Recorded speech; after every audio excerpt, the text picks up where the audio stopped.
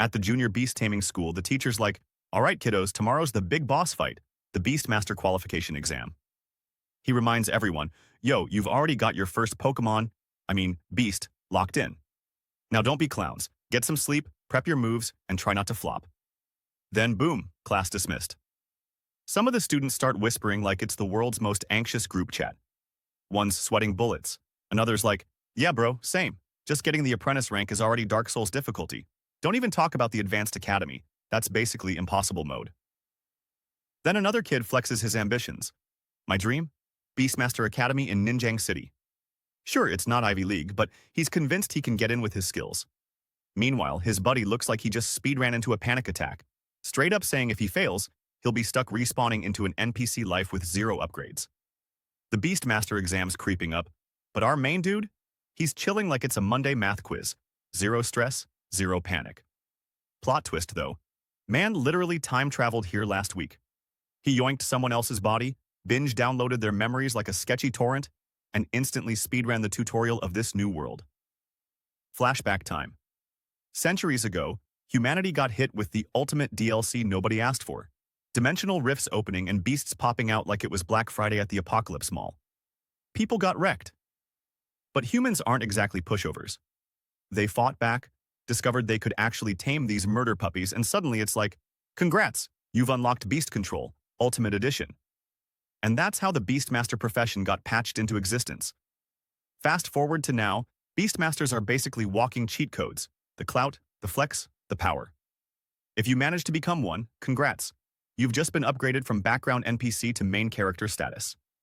No surprise then, every kid's dream is to rank up into a Spirit Master, aka society's version of a top-tier streamer with a verified badge. In this world, once you hit 18, boom, you unlock the Catch Your First Beast DLC. And the rule's simple. The stronger your soul, the stronger the monster buddy you can snag. But our time-traveling main guy couldn't care less. Why? Because the poor dude's new body already signed a contract. And not with some dragon, not with some wolf of destruction. Nah, with a tiny ball of fluff that's about as threatening as a plushie from a claw machine. Cute? Yes. Useful? Absolutely not. 0 combat power, 0 evolution, pure decoration pet. Seeing that, he just sighs like, yup, guess I'm destined to speedrun life in background NPC mode. Then he hits the classic time traveler rant. Why does every other transmigrator get cheat codes or world-ending power-ups, but me? I get a level 0 house pet. Man is straight up salty. Just when he's sulking, another guy strolls up like it's roast o'clock. He calls him Lindsay and goes, hey, don't sweat it. If beast mastering doesn't work out, you can always be an office worker. At least you won't die. Just drown in paperwork instead. Another guy jumps in saying, bro, if beast mastering flops, you can just grab your Snowball pet and sell ice cream outside the mall. The squad cracks up and someone else piles on like, or hey, cold water vendor isn't bad either. Easy money, 0 danger. That's when our MC's face does the anime vein pop. Man's officially annoyed. Then out of nowhere, ding! A system notification slides in like it's been waiting for the perfect dramatic entrance. System charged. Activation successful. Our boy's like, finally, the legendary Goldfinger I've been grinding my patience for. Turns out it wasn't hiding from him. It was literally just charging. Bro's cheat code had a low battery. Instantly, he's hyped. Opens up the menu like he's checking his character sheet. Stats? Physique? On point 0. Spirit? 0,8. Spirit power? 80 sur 80. Pas de niveau, pas de compétence, pas de point de réalisation brillante. Pet. Little Snowball. And the system's like, for reference, the average adult dude clocks in at 1.0 for both body and spirit. Translation? Congratulations, you're barely average with a cute mascot. The system lays it out plain. Rack up achievements, earn points, and snag bonus loot. Spend those on buffing your pet, unlocking skills, or juicing up your own Beastmaster stats. Basically, it's a grind-to-win shop. Of course, he dives straight into Snowball's stats. Turns out the little puffball's rocking the ice type, sitting at level 1, stage 1, with a growth rate of 23.48%. Its one move? Cold Air Breath. Not exactly Dragon's Roar, but hey, it works. It levels up by fighting or chomping down on energy snacks. Once the growth bar hits 100%, boom, evolution kicks in, power spike included. Z's jaw drops. Z's jaw drops like he just found out his Tamagotchi can evolve into a kaiju. This whole time he thought Snowball was stuck as adorable but useless. Now the game's hinting otherwise. Then the system throws up an evolution menu like a character select screen. First option, the giant route. Trade-off? Snowball gets a massive strength and melee buff, but loses finesse with ice powers. Its glow-up form? A snow monster that can climb all the way to rank S. The second choice? The queen route. Basically, it cranks up Snowball's ice magic and spell slinging like she's auditioning for Frozen 3, but her melee game turns into wet noodle slaps. The next form? An ice crystal spirit. And that bad boy can evolve all the way up to king rank. /Z straight up froze. He was convinced Snowball was stuck as a glorified snow cone mascot. But nope. Turns out this little fluffball's been hiding a secret glow-up path the whole time. Translation: no more pushing popsicles for pocket change. Z finally had a shot at ditching the ice cream truck life and stepping up as a legit beastmaster. And the part that really made him lose it? The queen route wasn't just powerful. It capped out at king rank. That's top-tier drip. Problem was, Snowball needed to max out her growth bar, chug down 20 baby ice essences, and snag one shiny spirit jade. Talk about a grocery list. So without even blinking, my guy Zay starts dumping achievement points into Snowball like he's speedrunning pay-to-win simulator. The system hit him with a, "Congrats, you caught your first Pokemon" notification. Boom. Achievement points plus a shiny spirit crystal just dropped in his lap. Next quest on the list? Step 1 to adulting in this world. Apprentice Beastmaster. Translation: pass the exam, survive a baptism that sounds like a cult initiation, and you bag 200 points plus another crystal. But wait, the game wasn't done dangling carrots. Final achievement was school enrollment. Basically, congrats nerd, get accepted anywhere, and we'll bribe you with 300 points, one spirit crystal, and even a strength crystal on the house. Obviously, he cashed in the rewards like he was speedrunning a gacha pull. And then he slapped those upgrades right into Snowball. Z just sat back, staring like a proud dad at a science fair project. Suddenly, Snowball went full glow stick mode. /ding. Evolution complete, rank 1, stage 2, max growth rate unlocked. /Z lost it. He actually pulled it off. The system even flexed the receipts. 77 points spent, 23 still chilling in his balance. He was kinda let down though. The glow show from Snowball's evolution fizzled out faster than a dollar store firework. But hey, dude knew this was just level 1. If he wanted Snowball to keep leveling up, he'd need 20 ice essences and a spirit jade. Spoiler, those things don't exactly come in the value pack at Walmart. So Z pulled out his mental notepad like, Step 1, make money. Step 2, buy Pokemon steroids from the pet shop. But before he could even step out, the same clowns from earlier pulled up again, cracking jokes about him selling ice cream. Like, bro, get new material. Z didn't even flinch, just told Snowball not to let those background NPCs live rent-free in her head.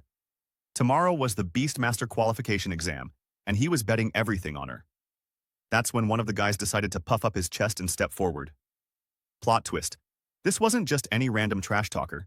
This dude was packing Jiang family blood, the #2 powerhouse clan in Jiangning City. Translation: Z was not trying to get deleted on the tutorial stage. So he just smirked and dropped the mic. We'll see who's trash at the exam. That line made Jiang Boy laugh so hard you'd think he just unlocked a secret emote pack. To him, Z was just some clown with a plushy pet that couldn't even evolve. They told him flat out, don't even bother showing up to the exam, you're basically soft-locked. Then a girl named Jang Hao cut in, like the one reasonable mod in a toxic Discord, telling them to chill. But the guys doubled down, all, relax, we're not bullying. Also, hey, why don't you ditch that loser and come vibe with us? Smooth, right? /Z just waved it off. No point arguing with NPCs running on low IQ mode. He believed the truth would smack them in the face when the time came. He added that he had to make a pit stop at the pet shop and told her she could head home first. Cool exit move. Next thing you know, he's standing at the shop door, wallet crying harder than Snowball ever could. Evolution mats were stupid expensive. Months of savings, gone in one shopping spree, like he rage-bought loot boxes. Later on, his friend Guan popped up saying her mom wanted to invite him for dinner. Man didn't even hesitate. Free food is free food. She tucked her hair behind her ear like it was straight out of a K-drama teaser. And Z? He just locked in that dinner DLC. He asked if he could tag along tomorrow for the Beastmaster exam. Naturally, he got a yes, since he was walking the same exam grind. That made her grin like she just hit a rare loot drop. She cheered him on, hyped for the moment he'd flex on Jang Ha and his squad. /Z promised her he'd make it count. After a quick "see ya," she bounced. Back home, Z unpacked the evolution stash and told little Snowball, "Future leveling? Yeah, it's gonna cost an arm, a leg, and probably a kidney." / He handed over the materials and Snowball chomped down like it hadn't eaten in a week. Bonus points for enthusiasm. A thunderous burp. Later, the little guy started to glow. Z leaned in, practically vibrating with excitement, waiting for the big reveal. The room erupted in a blinding, "Don't look directly at this" kind of light. Tiny fingers started to sprout, then legs, like it was doing a speedrun of Anatomy 101. Hair shot out like someone hit the cosmic grow button. When the evolution dust settled, standing there was a tiny blue girl with crystal horns barely poking out and a bouncy bunny tail. Basically, Snowball got a glow-up straight out of a fantasy character creator. Even though she was tiny, she radiated "don't mess with me" energy. Her stats flashed: Rank 2, Stage 2. Growth rate? Nada. 0%. She'd unlocked cool new tricks like Icicle and Extreme Cold Domain. Sticking to the Queen route, her next glow-up would be the Snow Maiden. But that required a perfect 100% growth, 20 intermediate ice essences, and a heart of ice and snow. /Z was bouncing off the walls, thrilled with the evolution win, and promptly named her Ice Crystal Spirit. He couldn't wrap his head around the power spike. At Pinghai's top middle school, senior pets usually hit stage 3 to 5 of rank 1. His little frostball just leapt straight to rank 2, like it was skipping levels in a cheat code. Little Snowball curled up beside him, and he instantly felt that icy chill. Just being near her made him shiver, a literal, icy mic drop of her strength way beyond what he'd imagined. The system pinged, confirming her first evolution was locked in, dishing out 100 achievement points and a shiny strength crystal as a reward. He mused that, honestly, without the system babysitting him, no sane person would have blown that kind of cash on a starter pet like Snowball. He pulled out a spirit crystal and a strength crystal. Spirit crystals juice up your spiritual stats, dictating how many pets you can handle and how beefy they get. Strength crystals? Pure physical gains. Basically gym membership in a gem. He popped both crystals like power-ups. Instantly, his body got a reality check. Physique shot from 1.0 to 2.0, spirit from 0.8 to 1.8, and spirit power jumped from 80 to 147,180. Achievement points? Sitting pretty at 123 now. The cold didn't faze him anymore. Instead, he felt strength streaming through him like a cheat code had just activated. He smacked the wall so hard it left a crater, not planning to throw hands yet, but hey, stronger equals better survival odds. Little Snowball clung to him like a furry fridge magnet, while he dumped the rest of his achievement points straight into her. Rank upgrade unlocked, Rank 2, Stage 4, with a 24% growth rate. /Z could already imagine the look on the Advanced Association's faces during the evaluation. Priceless shock incoming. Next morning, Guan popped the "you ready?" question. Z shot back a confident yes, actually hyped for the exam. She noticed the motivation oozing off him. In the past, he wouldn't have even blinked at participating. His simple reply? People change. Nearby girls caught sight of Guan Ning, top-tier student at Pinghai No. 1, and their brains basically short-circuited trying to figure out why she hung with that loser. A blonde girl piped up, gossip dripping from every word, claiming she'd heard Joe Hong spill his heart to Guan yesterday, and get shot down. Then she went full roast mode, asking why anyone would even like Guan. Honestly, what's the hype? They caught every word. Guan happened to be Z's cousin. A certified genius at Pinghai No. 1, adored by many, but constantly swimming in a sea of envy. Guan? She didn't give two frosty pops about it. She looked at Zhao and asked if he seriously planned to bring little Snowball into the evaluation. His answer was smooth. Yep. Don't sleep on Snowball. Guan looped her arms around his head, grinning, and said if they aced it, celebration mode was mandatory. There was a shop she'd been dying to hit up forever. While they were cracking jokes, a random girl dropped the ultimate drama bomb, telling Guan to quit it. Stepping up, she accused Guan of stealing her boyfriend. Classic high school chaos incoming. Guan's face froze into full-on frost mode. She shot the girl a look that could chill lava and asked, "Who even are you, and who's your mystery boyfriend?" The girl didn't skip a beat. Joe Hong. Guan's mental image flashed. Total chaos magnet. She made it crystal clear she wasn't into him and had already bounced on his confession, but the girl went full conspiracy theorist, claiming Guan had lured him in first. Guan decided arguing with this drama factory wasn't worth a second of her life and started to walk off. Before she could hit the exit, the girl's older brother swooped in, hand on her shoulder, looking like someone just insulted his entire family tree. He warned her that messing with his cousin meant he'd skip the politeness. Guan's glare was lethal, plain and simple. Let go. That was all it took to ignite his rage. Fist lifted, aiming straight for her. But bam! Z swooped in, grabbing his arm mid-swing. Even Guan blinked, caught off guard by this unexpected hero flex. The little sister screamed at her brother to chill, because everyone knew Z was officially supposed to be weak. The dude smirked like he was in an action flick and asked if Z was auditioning for Hero of the Year just to save a pretty girl. Z didn't flinch. His glare alone could probably cause minor property damage. Then, Hen delivered a boot so solid it made the air scream. Everyone froze mid-breath.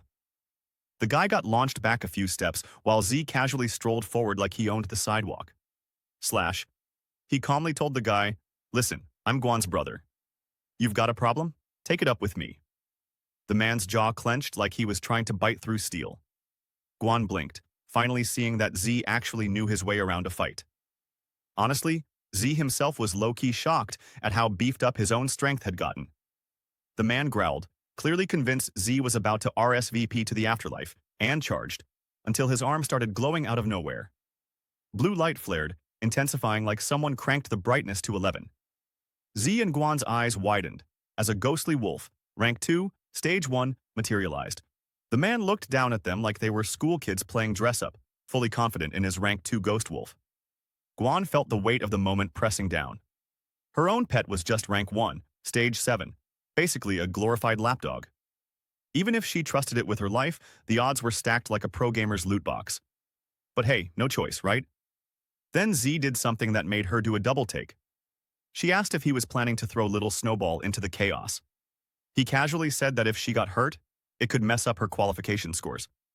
The girl who'd screamed, "He stole my boyfriend," rolled her eyes so hard it was audible, thinking Z was just talk. For a nobody, he was straight up audacious. The man barked an order, and his ghost wolf launched like it was on Red Bull. Z summoned his own pet in response. A flash of light lit up the air like someone cranked up a cinematic filter. The ghost wolf barreled forward, teeth bared. And then, freeze frame. Literally. Little Snowball had dropped the extreme cold domain like a mic drop. In mere seconds, the wolf was transformed into a glittering ice sculpture. The bullies just stood there, slack-jawed, frozen in shock and humiliation. Even Guan blinked twice. That was the same little Snowball she'd known. But now, next level. Z casually dropped the bomb. Little Snowball had evolved. The man barked at his ghost wolf to move, still convinced he was untouchable. Z just leaned back and said, "Meet the new me. Little Snowball's officially an ice crystal spirit." The frozen ghost wolf didn't even get a chance to flex before shattering into a million icy shards. The guy's jaw hit the floor. He screamed about how a high school kid's pet should max out at rank 1, stage 9, demanding to know how Z steamrolled his rank 2 beast like it was a tutorial level. His sister peeked nervously, whispering, what now?" The man admitted he'd seriously miscalculated Z's high-class rank 2 pet and decided discretion was the better part of valor. Time to back off. But Z wasn't having it. "Who said you could leave?" Q, instant freeze. Both siblings turned statuesque. Little Snowball began whipping up icicles like it was decorating for Christmas. The man's cocky confidence crumbled faster than a cookie in a blender. He bowed, muttered an apology, and admitted he'd been completely wrong. Z leaned back, smirking. "Newsflash, I'm not the one who needs to say sorry." The man, thoroughly humbled, turned to Guan, mumbled an apology, and promised he'd sort out Joe Hong himself. His sister's jaw basically hit the floor. Never seen Big Bro look this whipped. Speaking of Big Bro, he smacked some sense into her with a solid punch, scolding her for standing there like a mannequin, and told her to bow and apologize too. Guan just waved them off. "Cool story, now scram." Our MC was grinning ear to ear, proud as ever of his icy little sidekick. He let the duo go, watching them scuttle off like cockroaches when the lights come on. Once the coast was clear, Guan turned to Z, eyes wide. How did you just wreck a rank 2 Ghost Wolf? And, can little Snowball still level up? Z gave a casual shrug. Yep, but no time for a full tutorial. We gotta jet to the qualification exam venue. At the Imperial Beast Association building, a crowd had formed, all eyes glued to the Origin Stone like it was the season finale of a reality show. Some were whispering about how massive it looked. Others shrugged. Meh, looks like a regular rock to me. Z rolled in, just as the announcer declared this was the year's final qualification assessment. For some, flunking here meant their dreams of becoming Beastmasters would vanish forever. For others, acing it was their golden ticket into the Imperial Beast Academy and a whole new life. Z was dead set on being one of the winners. Then, something made everyone pause. A man strutted out, flanked by guards, and welcomed the crowd to the exam. He explained that each participant had received a tiny bronze medal on arrival, marked with low, medium, high, or superior. This medal wasn't just decoration. It was the literal key to entering the Origin Stone realm. Competitors would need to pick the difficulty level of the trial ahead. The trick? The tougher the challenge, the juicier the rewards. He told everyone to check the screen, which was flashing all the deets for each difficulty level. First up, low difficulty. Pass this. Get promoted to Apprentice Beastmaster, snag +1 spirit, and your chosen pet beast gets a 5% growth boost. / medium difficulty? Step it up. +2 spirit, +1 physique, and your pet beast grows 10% faster. / high difficulty? Now we're talking. +3 spirit, +2 physique, 20% growth for your pet, and a bonus second beast slot unlocked. / superior difficulty. The big daddy of rewards. +5 spirit, +3 physique, +30% pet growth, plus that coveted second pet slot. The examinees went wild. Some were daydreaming about going full max level, others just prayed to scrape by the easiest lane. / Guan turned to Z, curious what he'd pick. The examiner threw down some wisdom. Think long and hard before choosing. Your pick affects your future growth, so match the difficulty to your strength. / Guan went full thinker mode. He stared at the bronze token like it held the secrets of the universe. When the results dropped, it was a riot.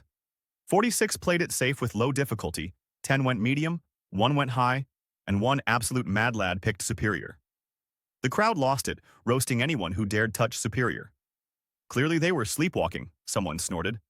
/ that thumb hovering over superior? Yeah, that was Z. Everyone was already betting he wouldn't even make it into the Imperial Beast Academy this year. Z casually held the bronze token like a boss. Zero stress, full confidence. Guan's jaw hit the floor. Z had actually gone for superior difficulty, basically betting the farm that he wouldn't tank this year's Beastmaster Academy entry. / he gave her a chill grin. Relax. I've got this. The crowd started whispering like he'd accidentally tapped the wrong button. The examiner's frown could curdle milk. You should have thought this through, he barked. / Z shrugged, cool as ice. Trust me, I did my homework. The examiner scowled, clearly not impressed. So, you actually think you can handle superior difficulty? / Z's eyes gleamed with zero doubt. Absolutely. The examiner shook his head like he'd seen too many overconfident teens. Youngsters, always gotta test fate. Fine, you want the thrill? Go ahead, don't come crying later. After everyone had made their picks, he rang the bell and declared the assessment officially started. The participants plopped onto the floor as a swirl of green mist wrapped around them like a creepy welcome mat. The massive Origin Stone lit up like a cosmic disco ball. Tiny sparkling bubbles started popping up around each examinee, adding extra magic vibes. While the crowd was busy flexing concentration faces, the examiner's eyes were glued to Z. This kid looked like trouble wrapped in charisma. Suddenly, Z got yanked into a full-on arena. He popped up, scanning the scene like a gamer checking for spawn points. / yep, he'd officially entered the virtual realm of the Origin Stone. Any hits taken here? Totally cosmetic. No IRL bruises, thank you very much. With that safety net, Z was ready to go full beast mode. Out of nowhere, the system pinged him. Defeat a ghost wolf. / Z smirked, happy the system still had his back here. Task done in record time, he pocketed 100 achievement points plus a shiny spirit crystal. Of course, he didn't waste a second. Instant boost activated. His spirit stat jumped from 1.8 to 2.8. Not bad for a warm-up. Little Snowball leveled up too. growth rate, shot from 24% to 44%, and her rank leapt from stage 1 to stage 6 of rank 2. With that power boost, Z was practically vibrating with "I got this" energy. Just as he readied himself, a shadow plummeted from the sky. Slash, yep, it was a monster. Slash A flame lizard, fire type, rank 1 stage 7. Z raised an eyebrow. I thought superior difficulty would hit harder first round. The lizard let out a jet of fire.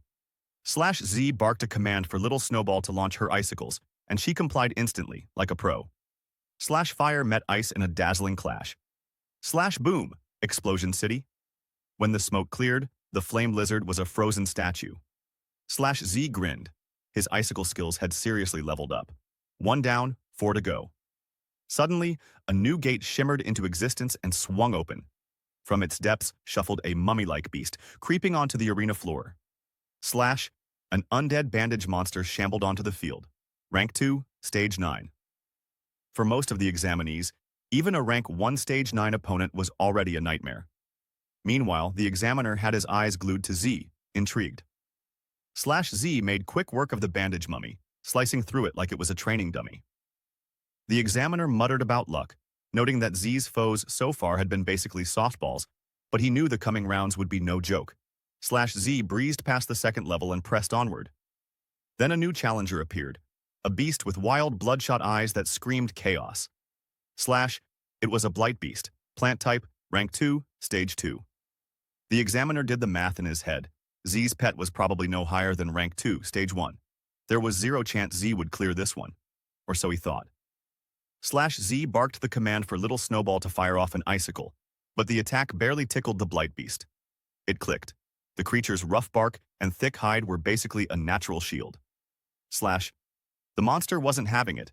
Roots shot from the ground, snaring little Snowball in a technique called withered entanglement. Then it barreled straight at her like it owned the place. The examiner smirked, already writing Z's obituary in his head. But then, reality check. The blight beast let out a shriek as the ground beneath it froze solid. Slash Z had flipped the extreme cold domain switch. Slash, he reminded himself. Skills weren't a one-and-done deal. Another icicle zipped out, pinpoint accurate. Slash. The blight beast flailed, trying to shield itself with its arms. From above, the scene was crystal clear, literally.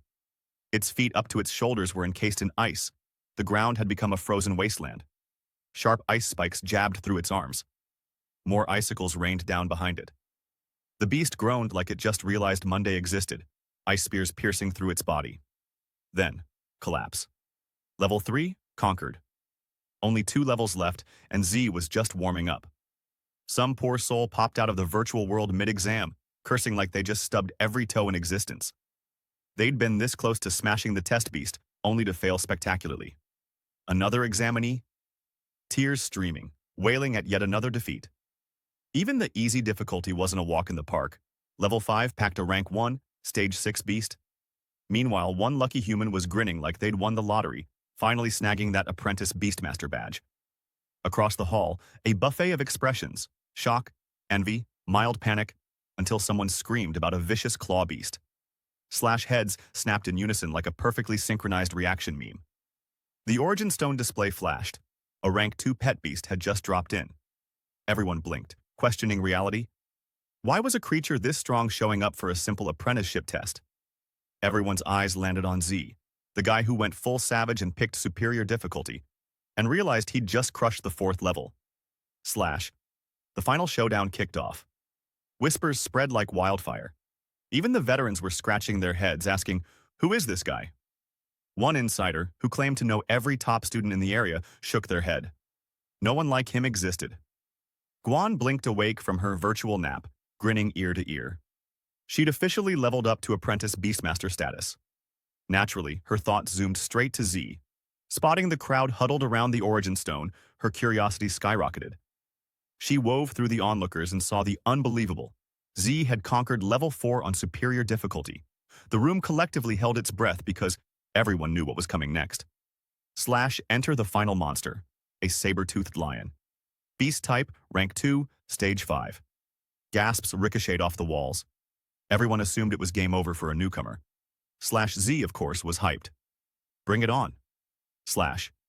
He fired an icicle, but the lion moved like it had cheat codes, dodging with style. When Z blinked open his eyes, bam, every single person's gaze was glued to him. Questions flew at him like spam emails. Congrats, our guy just went viral in this town.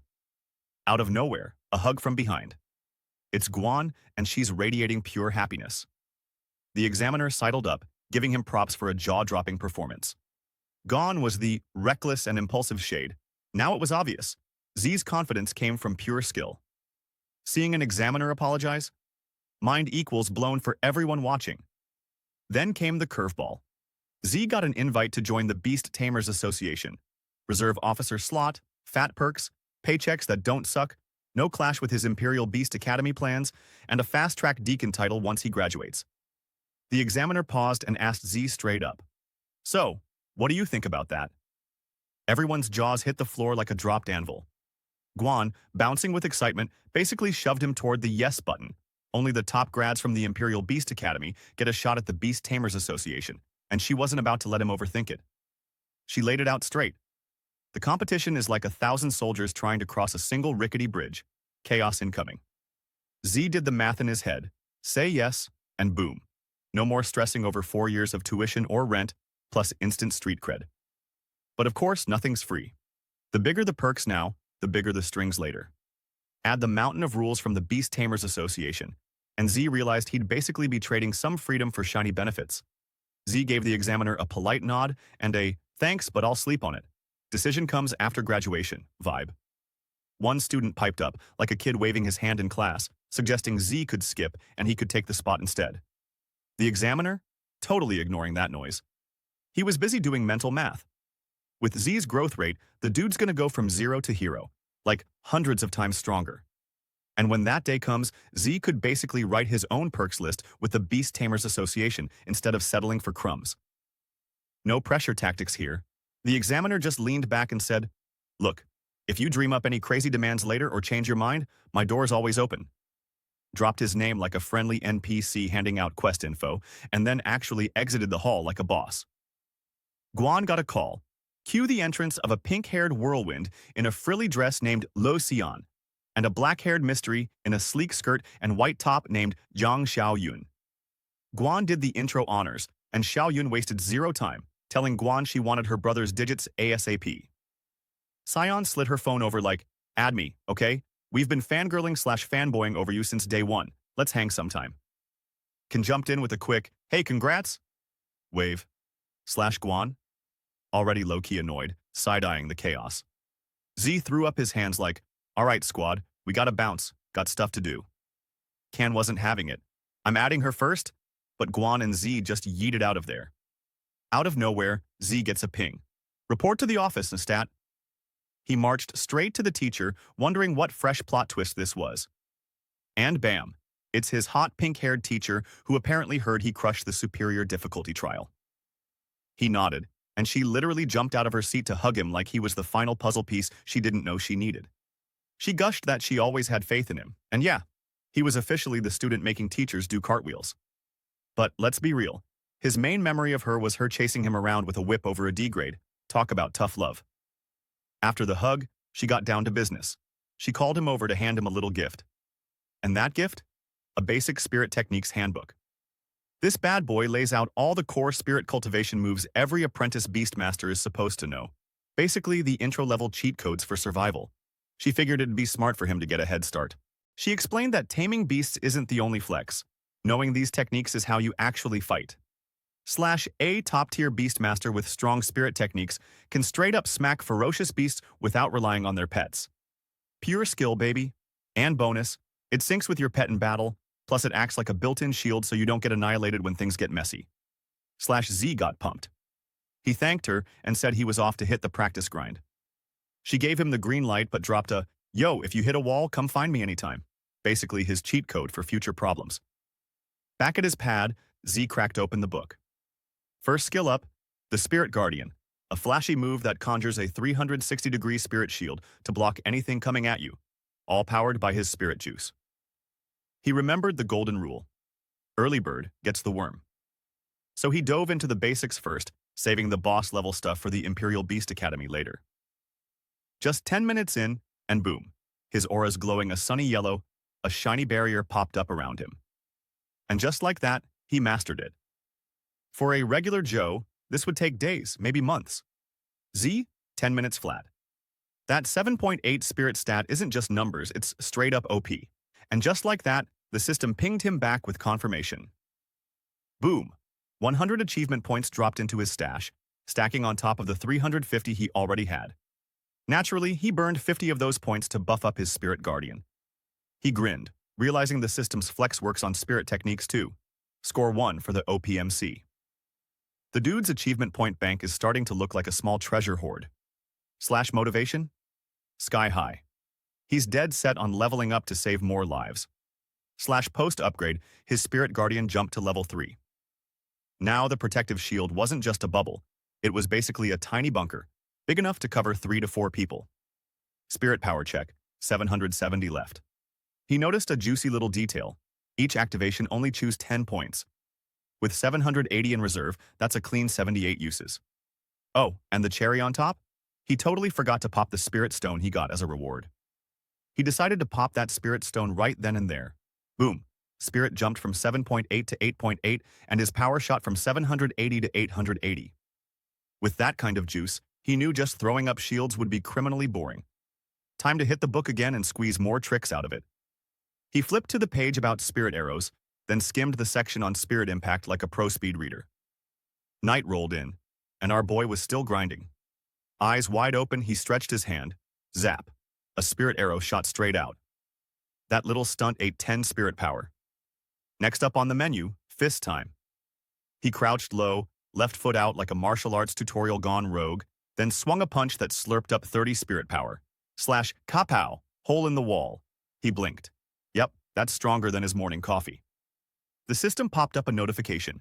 3 spirit skills mastered, and as a bonus, he snagged a spirit replenishing potion, aka refill all your juice instantly. He was vibing with the new powers, but knew better than to spam them like candy. Save it for the big boss moments. Next move. He cranked both Spirit Arrow and Spirit Impact to level 2, burning 100 achievement points and leaving a crisp 150 for emergencies. Slash smart move. Stash the rest for oh crap scenarios. Tomorrow, time to grind some cash and maybe snag a second pet beast. The next day, he's standing in front of the Mission Center machine, first timer energy fully activated. With his current stats, he's thinking ordinary missions. Child's play, scanning the board, he spots ghost dragonflies near Yangxian village. 20,000 reward. Fierce eagle over Highway 302. 30,000. Bottom-dwelling devils at Looming Lake School. 10,000. Death Toll beetles at Death Toll Canyon. 40,000. Decisions. Which quest gets the Z stamp of approval? Naturally, he zeroed in on the quest with the fattest payout, because hey, apprentice Beastmaster's gotta play it safe. The system slapped him into a squad of 3 random teammates, and of course, the reward would be split evenly. Z, furious. He could have soloed this and still had time for a nap. Slash, the mission machine flashed, Death Toll Canyon, deadline 2 p.m. Slash, fast forward, Z rolls up to the canyon. He tries the polite sup vibe, but nope, he gets hit with instant attitude. Some guy had been waiting forever for a newbie who hasn't even graduated yet. Slash meet low-level Beastmaster Zhang Lei, Mr. Grumpy Pants of Death Toll Canyon. Slash a long-haired dude named Xiao Mingshan squints at Z and goes, wait, a rookie who hasn't even graduated is stuck with us? Wang Xun, rocking a sheer crop top like it's casual Friday, waves him off. Chill, don't scare the kid. Then she gestures for Z to step up. Slash Z, being the polite little rookie, goes, I haven't graduated yet, so I'll probably be more trouble than help later. Ming Chang pipes up, side-eyeing Shui Yun like, wow, love-struck fool alert. He warns her to get serious. Missions here aren't exactly tea parties, and dying over a crush is not a flex. She clicks her tongue, clearly unimpressed. Captain Ming Chang, temporarily in charge, lays down the law. When we hit the mission point, Z follows his orders. He also snidely notes Z will get a smaller slice of the rewards. Z internally scoffs. Looking at these clowns, he figures they're basically the rejects of the Imperial Beast Academy. Ming Chang? Just a guy scraping by on half-baked beast-taming skills he probably learned in middle school. Slash, he shrugged and said, fine, rewards according to effort. Work more, earn more. Ming Chang nodded like he'd just met a prodigy and muttered, smart kid. With that, they moved inside. There it was, a pit, and crawling out like it owned the place were swarms of bug monsters. Not just creepy, but terrifying, for bugs. And, yeah, there were a lot of them. Slash, Ming Chang barked orders, plug the hole and wipe out the beetles. Slash, he unleashed his horned rhino beast, rank 2 stage, like a living tank. Slash Lei called forth his windcutter mantis bug, also rank 2 stage. He warned Z to keep an eye on it, as the mantis's fear of a wasp bug, rank 2, stage 5, might make things messy. Zai decided to chill and observe first, figuring it smart to know what he's dealing with before stepping in. The bugs kept pouring out. Ming Chang's rhino beast charged in like it had a personal vendetta. Slash the rhino beast went full demolition mode, smashing bugs left and right with its wild rush skill. Lei jumped in too, his mantis slicing through the swarm like it had a vendetta. Some bugs tried to play surround the mantis, thinking they were smart. Slash Shui Yun sent in her wasp. It unleashed a poison needle attack that knocked out the bugs crowding the mantis, leaving them flopping on the ground like they'd hit the respawn button too soon. Slash Lei glanced at Z and asked what he thought. Z shrugged and said, these three? Total dream team. He added, I'll just watch and toss some morale shouts. Ming Chang chimed in, if you still want paid, don't forget the tuition, rookie. Shui Yun softened it a bit. I'll share some cash with you. Just hang back and don't get yourself flattened. The poisoned bugs slowly started twitching back to life. Slash Z rolled his eyes. Fancy moves, sure, but the swarm? Still nothing he couldn't handle. Suddenly, a high-pitched shriek pierced the air. Shui Yun froze. What the heck is that? The bugs, furious, a massive colony surged forward, closing in fast. They were coming straight at them. Slash Lei totally freaked when a new beetle popped out of the hole. Its horns were all weird, and it was clearly hunting for backup. Z piped up. Wait, is there a death toll beetle king hiding inside or what? The swarm closed in on the rhino, chomping down hard. The mantis didn't escape either. Bugs pinned it to the ground like it owed them rent. Slash Shui Yun screamed at them to yank back their pets, or the beetles would turn them into bug mash. Slash Z just shook his head. Useless. Those beetle shrieks were basically paralysis on a soundtrack, so the pets couldn't hear a single command anymore. Yun was losing her cool. Slash Lei grabbed Z by the collar, spitting venom. Why didn't you warn us earlier? You're trash, good for nothing but snark. Slash Z, completely unbothered, just shrugged. Chill. My pets aren't the problem, I'm just making sure I survive first. More beasts were creeping closer. Everyone froze, eyes wide, caught in the oh crap moment. Then, Mingshan finally lost it and shouted, run! Or your bug chow. Slash. He also whined about how this so-called normal mission was anything but ordinary. The bugs were on him like he was a buffet, closing in fast. But just as he braced for bug doom, a shimmering barrier popped up around them. Z had their backs. Slash, he'd activated the Spirit Guardian. Slash Lei's jaw hit the floor. A spirit technique? That's Imperial Beast Academy level stuff. How the heck is a high schooler pulling this off? Z waved off the curiosity. Quit the chatter and watch the master at work. Slash Lei's brain was temporarily out of service. Then Z whipped out little Snowball. Every single one of them stared. Never seen a pet beast like that before. Z did the quick math in his head. Even if these beetles ranked like pet beasts, they'd max out at rank 1 stage 7. But numbers? That's their jam. His crew didn't have AoE on lock, so the fight wasn't happening the usual way. But Z's rank 3 pet beast had that mass destruction button, ready to go. Slash it unleashed Arctic Domain, freezing every single bug solid. Slash Z laid down the law. Grab your pets, but the catch? They forfeit all their rewards. Ming Chang shrugged, fine by him as long as everyone got their furry friends. And right next to it, a man appeared. Both Z and Da froze for a second. The guy jumped down, Jen Wen in the flesh. He straightened his coat, flashing a silver badge that made Yun squeal internally. Yep, she finally met a silver beastmaster. Jen Wen greeted Z with a, so we meet again. Slash Z shot back a reply, casual but on point. Da blinked, completely thrown. This guy even knows Lord He. Genwin got Da's name straight and figured the mission must have wrapped up. Da confirmed he finished it cleanly. No injuries, no chaos. Genwin did the mental math. Death Toll Striker at rank 4, Z's pet at rank 2. He guessed it was a tag team effort, with Da carrying the heavy lifting to actually take the beetle down. He admitted this was round 2 of apologizing to Z, owning up to the Beast Tamer Association's sloppy task difficulty ratings. Basically, what should have been an intermediate challenge got labeled as easy peasy, and yeah, that kind of oops could tank trust with the Beast Masters. He hoped Z would let it slide and forgive the mess-up. Z shrugged it off, saying it didn't matter since Da had their backs. Da puffed up like he'd just won a compliment contest. Shueyan watched the whole scene silently, probably plotting her own snarky commentary. Jen Wen piped up, saying they'd make up for the mission switch-up, tossed Z10W, and added they'd haul the monster's body back for research. Da did the mental cha-ching. Z was stacking serious coin. Z accepted, but internally, he knew this wasn't just a paycheck. This was hush money, the kind that bites if you refuse it. Genwin figured Z was still missing a second pet and assumed he needed the cash. Basically, he just invested in a walking, talking, slightly terrifying asset. He sent the money over, Z confirmed the transfer, and life kept moving. Genwin added a "call me if trouble shows up" line for free insurance. Then he hoisted the beetle onto his shoulder like it was a sack of groceries, waved goodbye. Z was gobsmacked at how effortlessly Jen Wen carried that bug. Clearly not your average gym rat. With that, they took off. On the way, Da pointed out Z's growing fortune, 20W and counting. Z casually reminded him there was also a favor tucked into the mix. Da gave a solemn nod, promising he'd never forget it, then waved his own goodbye. Jue Yun admitted she didn't expect to run into two absolute legends, and honestly, it made the whole trip feel worth it. That little pep talk lit a fire under her. She wanted to level up and become a powerhouse. She told Z that once she's on his level, they should tackle missions side by side.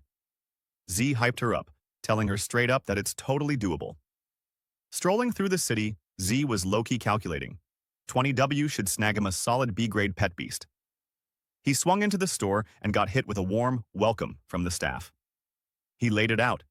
He wanted a pet beast, please and thank you. They pointed him to the prime section. Down they went, spiraling a staircase into a room that was basically a pet beast convention. Take your sweet time choosing, they said, like this was a luxury buffet for future chaos companions. He quickly figured out that B-grade was the top shelf in this store. No hidden S-rank treasures lurking here. He scoped a bone snake, which came with 0 hidden evolution routes, and a mushroom kid, equally evolution-free. Then his eyes locked on a flame-type imp rocking a secret evolution into a raging flame ghost. Cool, but Z knew better. Hidden route or not, it wouldn't compete with king-grade beasts like Snowball's sneaky Snow Queen evolution. The saleslady tossed him a compliment, saying he had good eyesight for spotting an elite B-grade pet beast. Fancy, rare, and tagged at a whopping 16WZ almost spit out his drink. She tried to soften the blow. 16W comes with evolution materials included. Still, Z wasn't sold and wanted a second glance. Little Snowball, rated F-class and can't evolve? Surprise! Turns out those ratings were just the Beast Taming Association flexing their expert opinions, not gospel truth. The system pinged a king-grade pet with a secret evolution path. Naturally, Z had to check it out. It hit him with deja vu vibes. A rock-type stone monster, classic. Its normal evolution? A hulking rock behemoth. More muscle, more armor, bigger size, and some solid elemental resistance. But hidden root alert. Rock god. Ancient bloodline vibes, straight-up divine aura, rocking control over rock and earth like it's nobody's business. Next stage, rock ghost, demands a full 100% growth rate, 20 times intermediate earth element essences, and 500 grams of undead powder. Z instantly got why this felt familiar. Da's pet, the giant rock monster, had actually come from this little pebble, but just the boring vanilla evolutionary path. Z figured Da probably never imagined that little rock pebble could someday climb the divine ladder. From another angle, ice crystals were all about burst damage and control, basically mage vibes. So naturally, the stone monster screamed warrior type. The sales lady jumped in with some hype. Apparently, this tiny rock buddy was a crowd favorite because it's portable, can throw down in a fight, and the evolution materials are chill and cheap. Slash price tag, a solid 8 watts. Z nodded and sealed the deal. Then he casually mentioned he'd need some evolution goodies, intermediate earth element essence and 500 grams of undead powder. The woman's face immediately did the uh-oh transformation. She asked if Z was seriously trying to evolve the stone monster and dropped the truth bomb. Those materials won't actually evolve it. She added that intermediate earth essence ain't cheap, and burning it on a degrade pet might just be a massive oof. Slash Z just shrugged and said he's gifting it, because why not make life spicy? He quickly realized evolution materials were pricier than the pet itself. His bank account? Down to a sad 20,000. The sales lady tossed him a seal pearl like a consolation prize. Right then, the system pinged. Congrats, your contract with the second pet beast is a done deal. Z scooped up 300 achievement points like they were candy.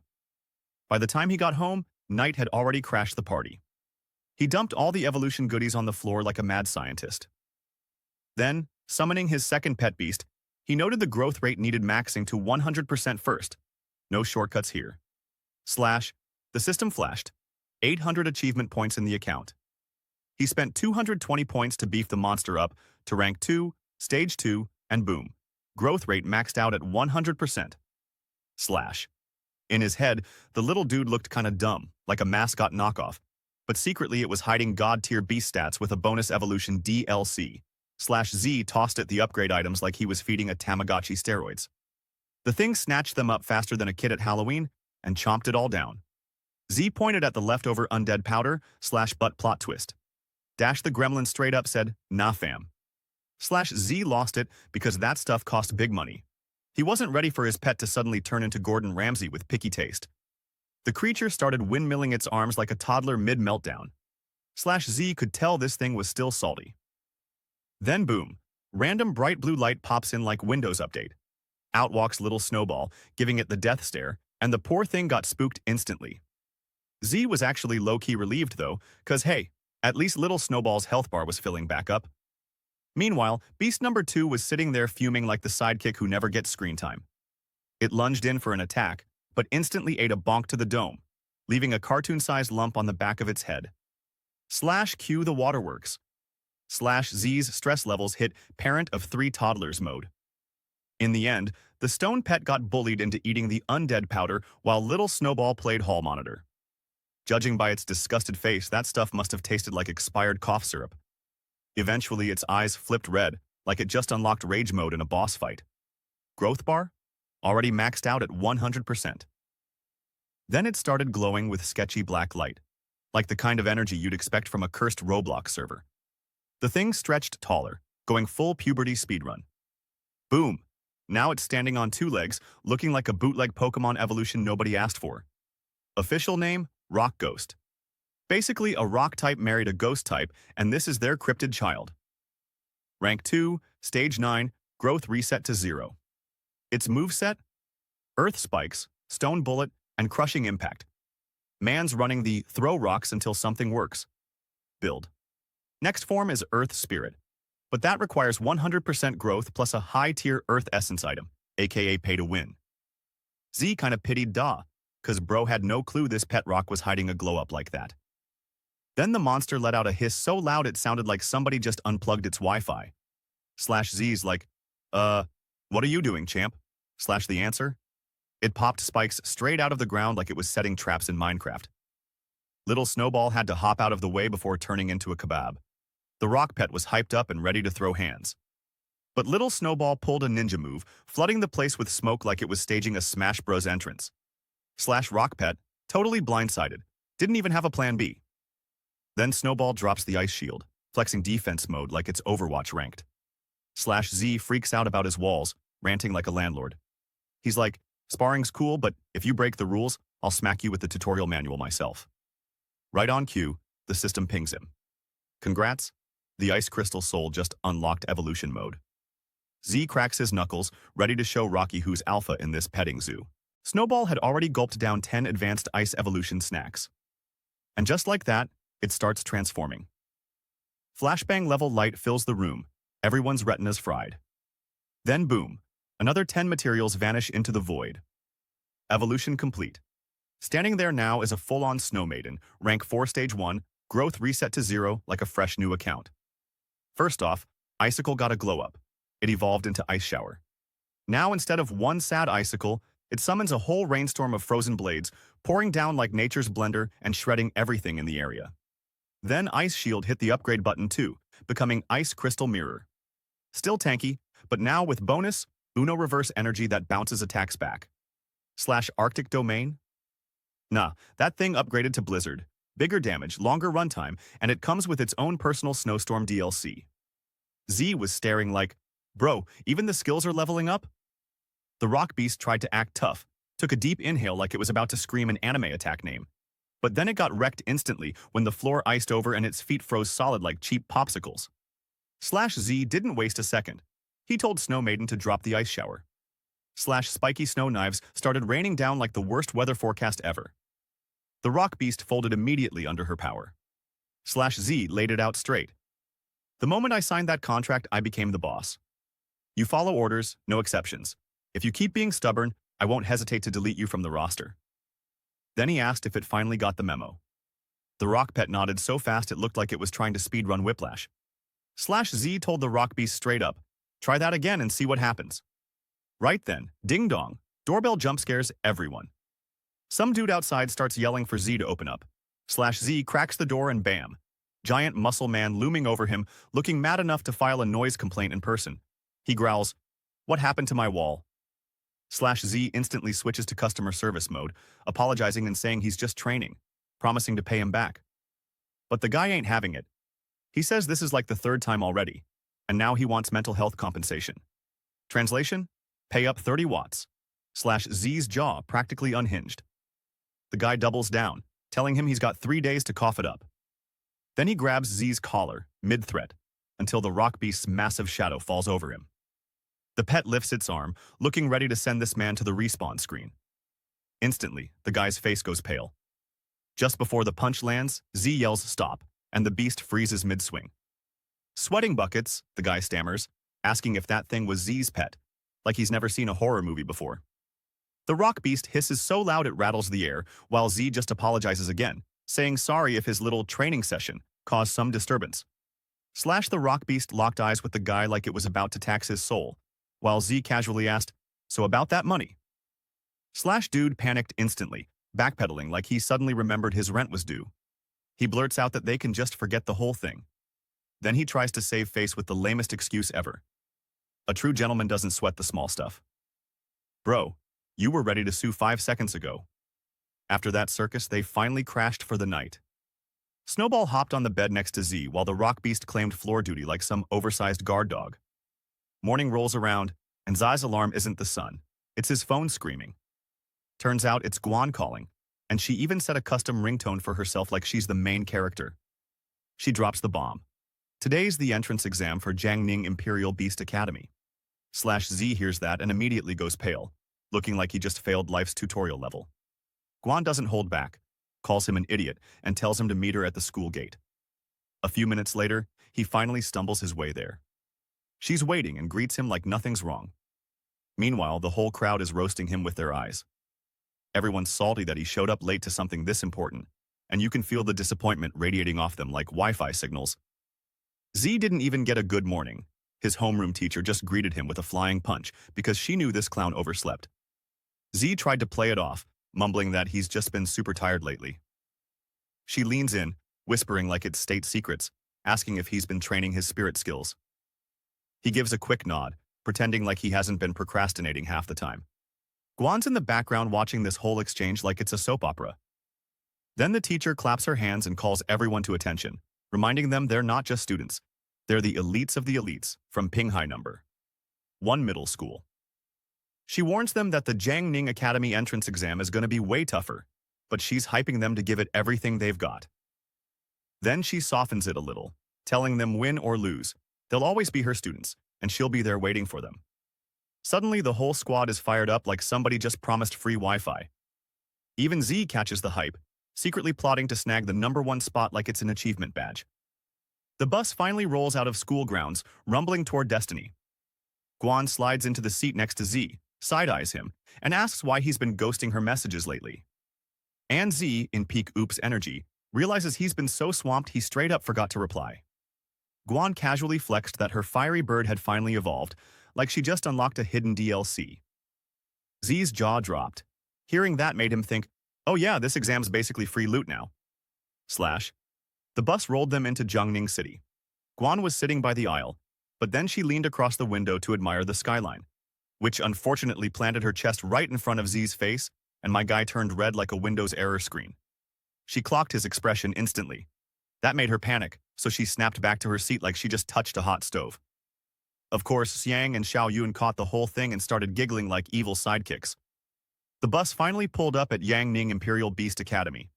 The place looked absolutely stunning, like Hogwarts if Hogwarts had a bigger budget. One student stared at it, swearing that just getting accepted here would make his whole life worth it. Then suddenly, a voice cut through the crowd. Clear the way! A group of guys strutted through the center like they owned the place, and leading the charge was Li Penyong. He shouted out that 17 students from Qingping High had officially arrived. Not even a beat later, another squad rolled up. This time it was Tan Yong, reporting in with 21 kids from Kanjia number 3 middle. Walking next to him was this pink-haired girl blowing gum bubbles like she was auditioning for a punk pop music video. Her name? Guo Xinyi. Can suddenly turned into Guan's hype man, cheering because Guan's their class leader. Guan shot a quick glance at Z and he answered with the universal, "You got this" sign, a thumbs up. She stood tall and reported, 2 students from Ping High number 1 middle school present. Right then, someone from the peanut gallery called them hillbillies. The reason? Ping High's out in the sticks compared to Kangxia and Qingping. Once everyone was checked in, a man literally dropped down from a statue like he was Spider-Man. His name was Qinhe, and he loved the energy buzzing in the crowd. He introduced himself as the teacher handling registration. He kicked things off by congratulating them for surviving the trial, but then immediately hit them with the classic mood swing. Don't celebrate too hard, the real grind hasn't even started. He dropped the truth bomb. Getting into this academy isn't a walk in the park like that Beastmaster trial. According to the stats from past years, 80% of applicants get the boot, meaning out of their entire batch, only 10 lucky humans actually make it in.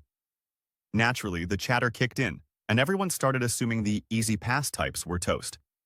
Then, of course, one student from another school had to be extra salty and declared that no one from Ping High had a snowball's chance. Can was not having it. Yang piped up, asking Xinhe who else she thinks has a shot besides the obvious 2. She scanned the crowd like a hawk. First, Penyun caught her eye. Solid pick. Then, she flicked her gaze around the rest of the applicants. And finally, her eyes landed squarely on Z. She muttered that Z was kinda odd. Tongyang raised an eyebrow and asked what she meant. She shrugged it off, saying it was nothing major, except that Z's strength made 0 sense. Tongyang clicked his tongue, smirking. It's just a country bumpkin. Ping High number. Ping High. Number 1's overall level is a notch below ours, so chill. Then he gave the group the rundown. Check into the academy's hotel for the night, get some proper rest, and mentally armor up for the brutal entrance exams ahead. Bonus info. The canteen's throwing free food at everyone during the exams, and it's actually tasty. Guan tugged at Z, inviting him to eat with her. They walked into a massive dining hall, and yeah, it was pretty much cafeteria goals. A guy at another table couldn't keep his eyes off Guan. Yeah, he was low-key drooling over her looks and assets. His buddy leaned in, gave him a firm, dude, chill, and whispered not to embarrass Qingping High, though he admitted he's into her too. Meanwhile, Guan piled more food onto Z's plate, cheerfully telling him to eat up. Z was staring down a small mountain of chicken and had to protest. I think this is enough. Shang and Xiao Yun wandered over, joking that Guan should share some with them too, since apparently Z's plate isn't big enough for everyone.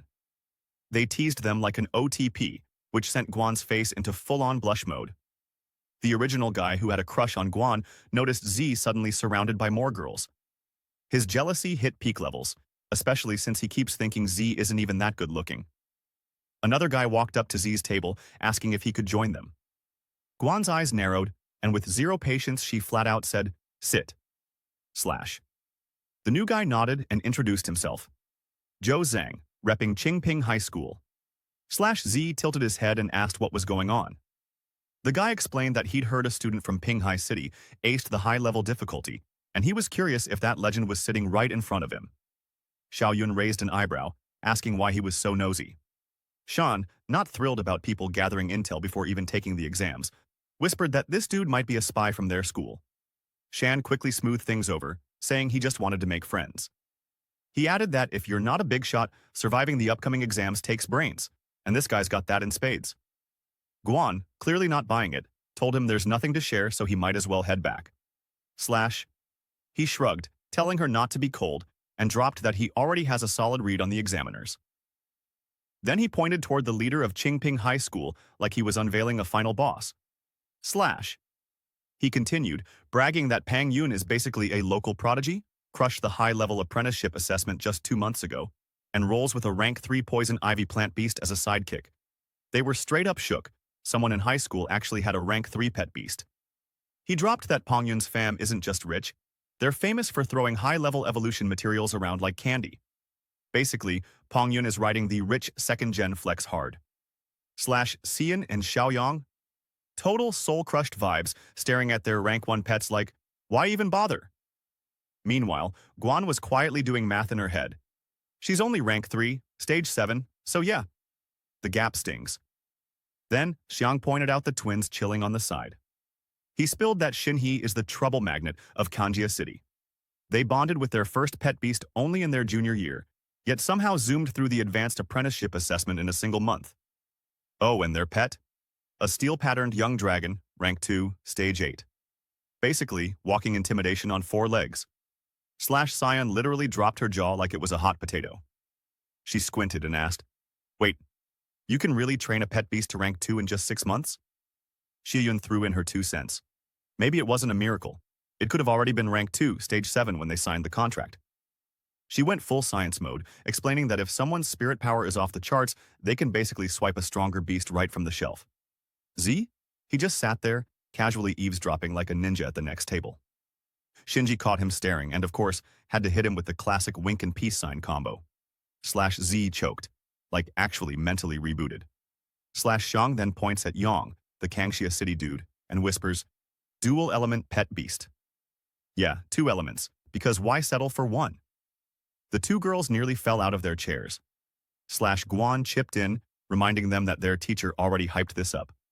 Dual attribute pets are basically unicorns, tucked away in super danger zones, and most of the time, good luck trying to tame them. Z's brain did a little victory dance, realizing that Rock Ghost is a mix of ghost and rock types. Dual attributes suddenly felt like the cheat code he needed.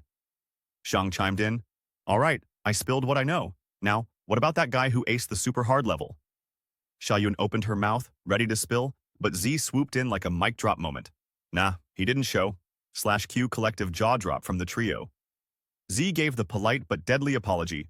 Sorry, the guy you're hunting? Not here? Xiang bounced after that, but Z's senses tingled. Something was off. That little gut feeling told him one of these folks might secretly be the superior difficulty legend he's chasing. He strolled over to the trio's table and dropped the bomb. He's gonna test that guy's strength later. Sion blinked. Wait, why didn't you just brag about it? Pride moment missed. Z shrugged. Low-key mode activated. Better to fly under the radar than get hit first. Plus, who knows if the intel was legit? Guan gave him a mental high five for being thorough. They bounced from the hall. Guan was already scheming a late-night training sesh with the girls. Gotta keep up with the other high school squads. She also invited Guan to her room so the squad could huddle up. Z's imagination did a weird little shimmy picturing them in questionable nightwear. Shock hit Guan when a hand smacked her rear. Surprise! It's the trio Xiang had approached earlier, crashing the party, grins plastered. They were clearly here to chill, or maybe not so chill. Guan went reflex mode and swung, but one dude snagged her wrist and dropped, "Damn, you're hot!" The other 2 lost it laughing, attracting eyeballs like a celebrity trip to Walmart. Z's blood pressure spiked. "Let her go," he growled. Guan shook her head. She knew a fight meant punishment, so no heroics yet. The guy snorted and said, "Girls from Pinghai, total knockout. Guys, soft as marshmallows." Z froze his fist right in front of the dude's face like a boss. Then he pulled back, coiled like a spring, and wham, that punch landed. The guy's buddies instantly went full panic mode. The other two were itching for a fight. Z's glare hit harder than a solar flare. They could talk trash all day, but touching his sister? Big nope. Fear practically dripped off them. He made it crystal clear, no walking away this time. Rushier jumped up, spitting challenge like a bad game NPC, but someone clamped his hand and whispered, "Chill!" Ping Yun stepped in, laying down the law. "Don't make fools of yourselves here." Then he added that Z's punch packed enough force to make the scoreboard cry, so it technically doesn't count yet. Z smirked. "Don't worry, this isn't finished." Peng Yun promised Z he'd hand that guy a lesson later, but if Z still had beef, he could go tell him himself. Both of them radiated vibes so strong you'd need sunglasses indoors. Guan tugged Z along, whispering it was time to bounce. Z had to take a deep breath and chill the storm inside. Then he told Peng Yun, "Catch you in the exam, buddy." Shen casually drops, "Wow, Z, you're peak, model tier handsome." Peng Yun started thinking, maybe, just maybe, Z is the genius who passed that insane difficulty. Inside the hotel, the bathroom was basically a cloud factory mist everywhere. The girls were all in the bath together. Guan was low-key annoyed that they squeezed in like sardines. Ken shrugged. "It's our weird way of saying thanks for the training grind." Shio Yun added that their pets finally hit level 2, giving them a fighting shot. "Bonus! They were giving her a massage!" Guan screamed. "Hands off! Random touching is a hard no." Next morning, everyone lined up 3 straight rows looking like a living human spreadsheet. The teacher dropped some good news bombs. He basically said, after crunching the numbers on this year's newbies, that they're the absolute worst batch ever and he's not holding his breath for anything impressive. Shuei groaned, blaming Pinghai for dragging them down. Xion was internally combusting from sheer annoyance. Then Cheer piped up, "The upcoming exam's still on, set inside the Origin Stone Tablet illusion, and nope, no difficulty settings to cheat with. The exam's dubbed the Secret Forest. It's crawling with all sorts of nasty creatures, you know, the don't blink or they'll eat your face type." He explained that once everyone settles into meditation and steps into the illusion, each student will get a score panel strapped to their arm. That panel racks up points based on how many ferocious beasts you manage to take down. A rank 1 ferocious beast nets you 10 points, rank 2 doubles that to 20, and rank 3? Yeah, that's a whopping 40 points. The teacher dropped the fun twist. You could be the hunter or the hunted. If either you or your pet bites it in the illusion, you're toast instantly eliminated. Right in the heart of the secret forest sits a stone tablet tracking the top 10 scorers, flashing their points and locations like a leaderboard straight out of a video game. The students freaked out. Rank 3 beasts actually exist, and meeting one means instant game over. They've got 4 hours on the clock, and after that, the top 10 point earners get the glory. Peng Yun piped up. "Wait, so we're only supposed to hunt monsters?" Turns out, a killer question.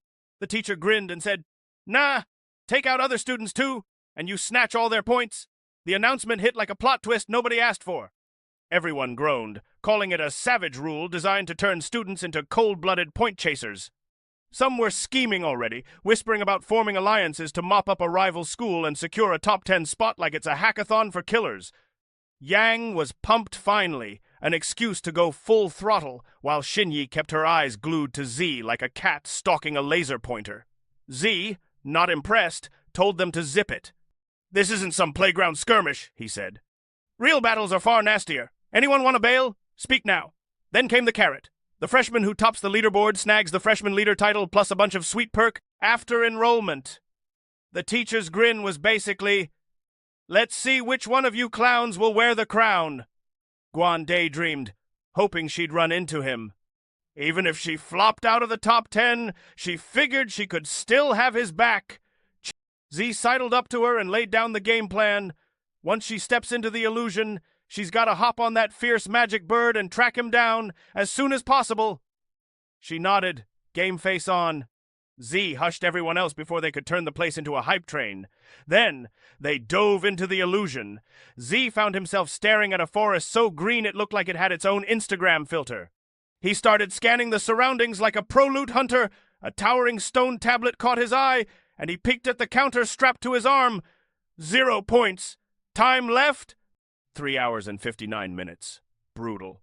He figured out that the arm display only tells you your current score, not if you're in the top 10. Translation: if you want to know your rank, you'll have to trek to the central stone tablet. And spoiler, it's about to be the hotspot for all kinds of chaos. The kicker?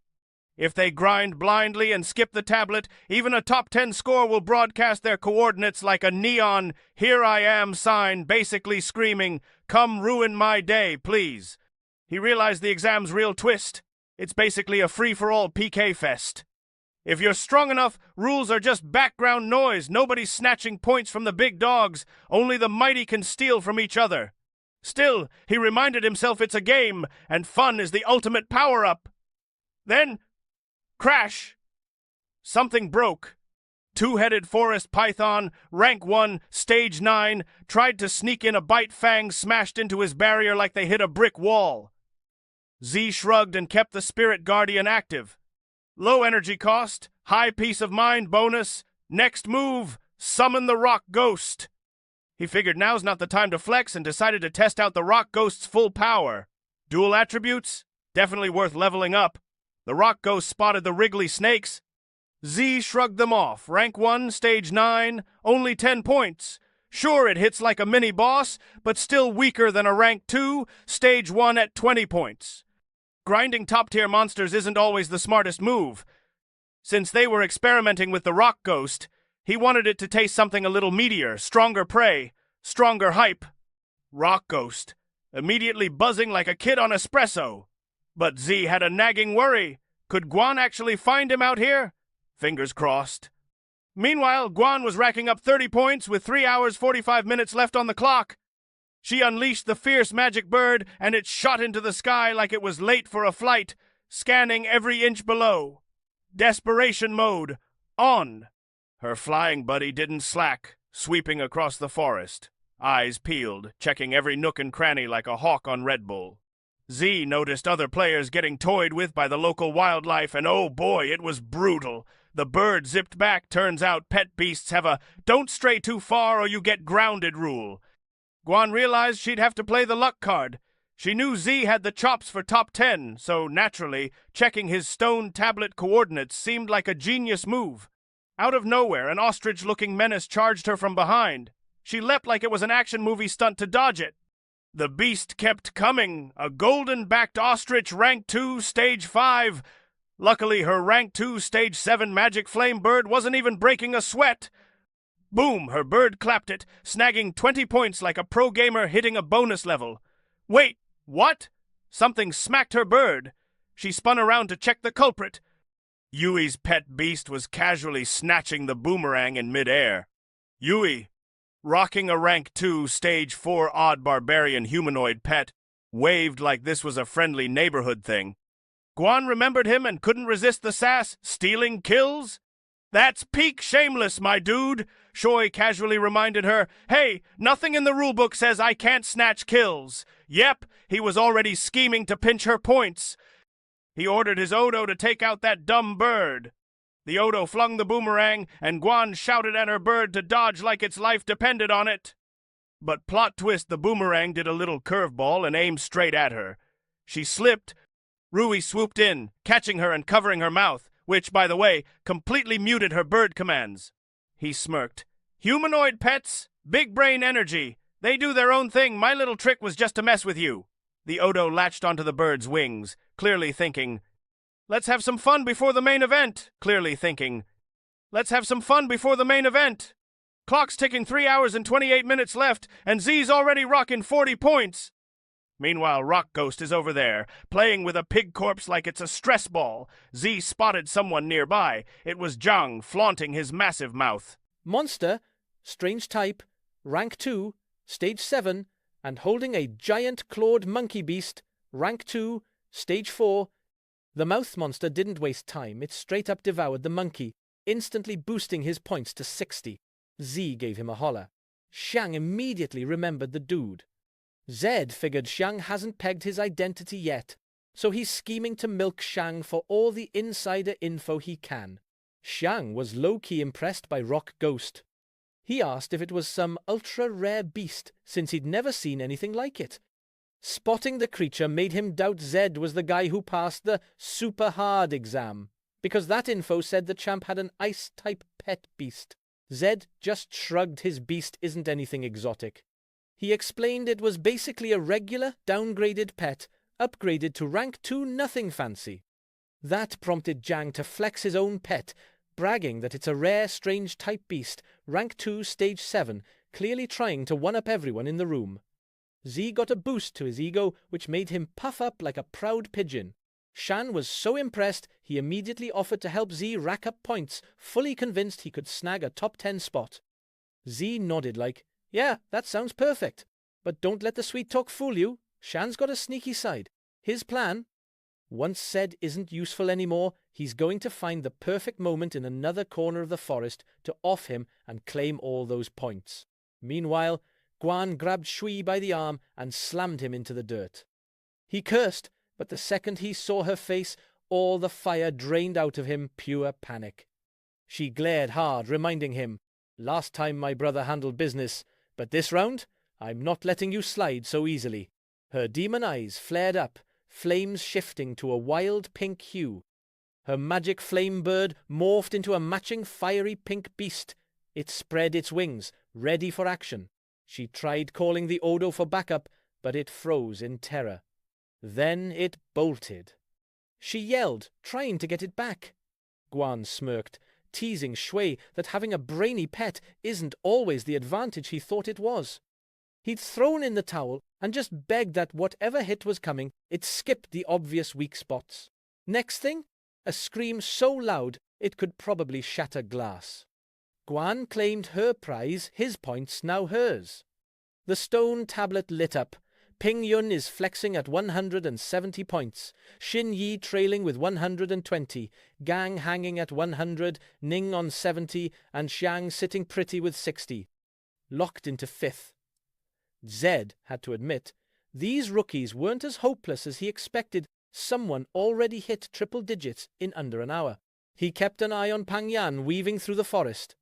Suddenly, Pang Yan ran into a rank 3, stage 1 spotted tiger beast. Out of nowhere, a poison ivy demon plant, rank 3, stage 3, slid into view on the side. The spotted tiger didn't waste time, it charged straight at them. The poison ivy locked eyes with the tiger. It lashed out, wrapping its vines around one of the tiger's legs. The tiger shook it off like a shampoo commercial and chomped down on part of the vine. It kept munching like nothing mattered. Per Pascal, Eng Yan waved the playtime's over flag to his pet beast, time to hunt the next target. The monster froze mid-chew. Its eyes went wide, cartoonishly so. Suddenly, the vine shot out from its body like nature's own harpoon, skewering it from within. Down it went. The poison ivy slithered over the fallen beast, soaking up every last drop of nutrition. With that victory, Per Pascal and Yan's score shot up to 210. He snatched the top spot like it was Black Friday loot. Meanwhile, the redstone tablet gleamed through the thick leaves. Xinyi and Yong stood before it. Yong was grinning ear to ear. For Xinyi, he knew she was a lock for second place. Xinyi worried about him, though he'd been generous with all the fierce beasts along the way, and his score was still at 0. He shrugged and said as long as they hunted down the names on the list and grabbed their points, it'd be enough. She tilted her head. Okay, who's first on the chopping block? Yang knew it was way too soon to throw down with Peng Yun, and besides, Gang was from their own school awkward family reunion vibes. So, naturally, their next best target was Guan Ning. Xinyi remembered a hotshot named Lindsay, but his name wasn't popping up anywhere, and that made her twitch a little. Yong just rolled his eyes and shrugged. The guy probably cheated his way in. Empty hype, all smoke, no fire. He nudged Xinyi. Time to move. Guan was practically waving at them from nearby. He locked onto her position in the east. They tried to sense her like they were playing some mystical game of hide and seek. Meanwhile, Guan strutted around with her bird on patrol. She scoped the area. Left side, wind-cutting mantis ready to slice. Right side, man-eating plant clearly auditioning for a horror movie. She pondered which path. Would lead her straight to him. C strolled alongside Shang, probably plotting chaos as usual. They stumbled across a sad-looking plant monster, rank 2 stage 4, basically the botanical version of a sad Monday morning. Xiang shrugged and told Z to handle it, promising he'd help later, but his brain was cooking up a sneaky little plot. Swoop in, snag the points. Thank you very much. Rock Ghost swings, connects, and boom, the withered beast goes down in one punch. Rock Ghost just blinked, totally stunned. Xiang's jaw hit the floor. One hit KO? Seriously? Clock's ticking. 2 hours, 20 minutes left. Top of the charts? Li Pengun smashing with 290 points, followed by Guingyi at 200, Lu Gang 170, Liu Dahong 100. Linza somehow crawled to 9th with 120, while Xiang tumbled to 12th with 70. Teacher guy finally got it. Z isn't playing in under 2 hours. The dude rocketed from rank 33 to rank 9. The real kicker? He figured out how Z did it by casually stalking him with someone else. Zhang threw him a side-eye reminder. Yeah, you get first strike, but wiping them out in one hit? Not the deal. He whined like a kid with an empty candy jar, demanding Z share some of the spoils. Z just shrugged. Chill, didn't mean to flex that hard. He explained the obvious.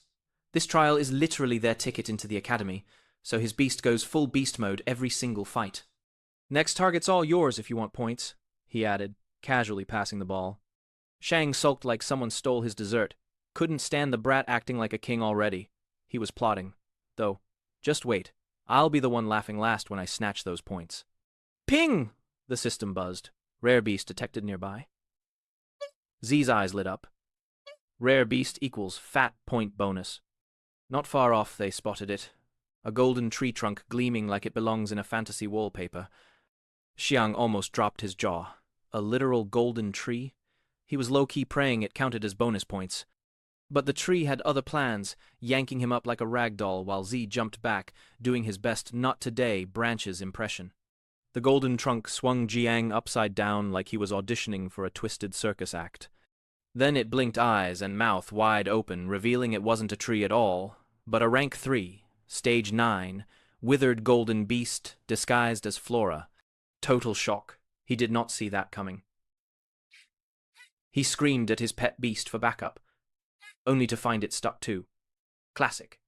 It took him a hot minute to process that the plant was literally sucking all his spiritual energy like a cosmic vacuum. Z, move your butt and help, he yelled. Z, ever the rule stickler, smirked. We agreed the next beast was yours. Zhang rolled his eyes. Bro, this thing isn't just any beast. It's a nightmare wrapped in leaves. Team up time, he begged. Z played it cool. I trust you can handle it. I'm out. Xiang didn't quit, kept on begging like a drama queen on a reality show. Z finally sighed. Fine, I'll help, but what's in it for me, Deep down, Xiang was fuming. Who does this guy think he is? Trying to blackmail him? He already plotted that once he's free, Z's gonna pay in full. But then he dangled a carrot. Juicy intel about the others. Help me, and I'll spill, he said. Z raised an eyebrow. Spill it then. Xiang had no wiggle room. He blurted out that the scoop was on Pang Yun and Xinyi's unique spirit techniques. Cue dramatic begging. Z tilted his head, thinking, sounds like Rhoda-level enhancement stuff. Definitely valuable. He summoned his rock pet beast and ordered it to smash the enemy's abdomen. The rock beast surged forward like a one-rock demolition crew. It leapt just as the tree tried its grabby arm stunt. Then, slice. Branches chopped like bad vegetables. It nearly hit the tree, but a shiny golden branch lashed around its torso, yanking it back. More branches sprouted like caffeinated noodles, entangling the rock beast in a leafy chokehold. Z quickly realized his rank 2, stage 9 rock beast was seriously struggling against a rank 3, stage 9 withered golden tree beast. It was basically stuck, no wiggle room. He figured he might have to secretly summon the Snow Maiden to end this mess fast. But wait. Something felt off. His rock beast started trembling like it had seen a ghost. Z called it over, tossing some cheeky shade. Is that all you got? Come on, break free already. The pet looked annoyed, like really annoyed. Then, in a move that could have been a mic drop, it shocked the tree. At that moment, the rock beast got tangled in a vine ball. Smoke puffed from its head like a tiny volcano. Xiang panicked, yelling that they were toast. It looked like the beast was about to get completely drained. Only 1 hour and 54 minutes left, and 27 participants had already been eliminated. Z's curiosity piqued. What kind of OP power does a genius need to crush an almost impossible trial? Then the smoke started swirling, and Z's jaw dropped. The rock beast had unlocked a new skill, a demonic spectral form, good for 30 seconds of pure chaos. Zhang leaned in, curious. Wait, what exactly is that? As Zed had predicted, creatures with dual attributes always had a little extra sauce, special skills that made them worth watching. He grinned, hyped to see how ridiculous this demonic spectral form could get. The tree let out a terrifying roar. It lunged to skewer the rock beast, but nothing. Its branches went right through like ghostly spaghetti. Confused? You bet. Z noticed the spectral form gave his rock monster zero physical body completely untouchable, dodging all the tree's hits. He had to admit that was slick. Peeking at the screen, he saw the rock beast's skill set: stone projectile, crushing blow, earth, and spikes. He commanded it to launch a stone projectile aimed straight at the eyes and gut. Per petosecond Yichik powers activated. Rocks flew, smacking the tree hard. The golden tree toppled, and Shang, along with his pet, crashed to the ground. Zed spotted the rank gap. Immediately the hits just weren't enough to take down the stubborn, withered golden beast. Suddenly the mouth of the tree lunged, snagging Shan and sprinting off. Shan's panicked yelp. Move it, Z, now. He was sweating bullets if the kid went down. All those hard-earned points would evaporate. Z shot him a glance, calm as ever. The tree was not having it. It flung a bunch of branches at Zed, like it was auditioning for an action movie. QZ calling in Snow Maiden. She popped up instantly, blocking the barrage like a boss. Zed barked orders, and she unleashed a massive snowstorm. Meanwhile, the rock beast's 30-second spectral time had expired. Zed commanded it to land a crushing blow. With the tree temporarily frozen, it smashed the beast right in the gut. Snow Maiden kept up the support, covering Z. Z yelled at the rock beast to flip back into spectral mode. Snow Maiden went full-thread cascade mode, raining icy shards from above, while the tree's lower half stayed frozen solid. Zed clenched his fist and unleashed a spiritual energy strike straight at the tree. With that, the stubborn tree finally keeled over. The system pinged. Victory unlocked. This victory leveled up the rock demon to rank 3 and gifted it a brand new trick called phantom duplication, basically. In spectral mode, it can instantly split into 2 copies. Each clone mirrors the original perfectly, from attacks to skills, lasts 10 seconds, and costs 100 achievement points. Zed smirked, calling it ridiculously handy. Sure, it burned a lot of points, but doubling your firepower mid-battle? Worth. Once split, the spectral form's combat stats doubled, and it even gained experience while fighting. Honestly, no shocker, it's king, rank, path, material. Z was grinning ear to ear. At the same time, teacher, he had his eyes glued on Z. With just 1 hour, 20 minutes left on the clock, Z's points had already hit 180. The teacher couldn't help but raise an eyebrow that summoned Ice-type Beast screamed, divine rank potential. He was low-key baffled at how the brat pulled that off. Zed knew that taking down a rank 3 Beast nets 60 points, so lying low was off the table. Out of nowhere, someone piped up, asking what went down. It was Shang, eyes wide, like he just saw a ghost. He asked if the withered golden beast had actually been taken out. His face was a mix of, wait, what? And are you serious? As he pointed at the Snow Maiden, demanding to know where she popped up from, and even which school she hailed from. Z realized he'd forgotten to send her back. Since Xiang had spotted her, the keep pretending plan was toast. He cooked up a quick move. Plain clueless, he shrugged and said, her HE had no idea.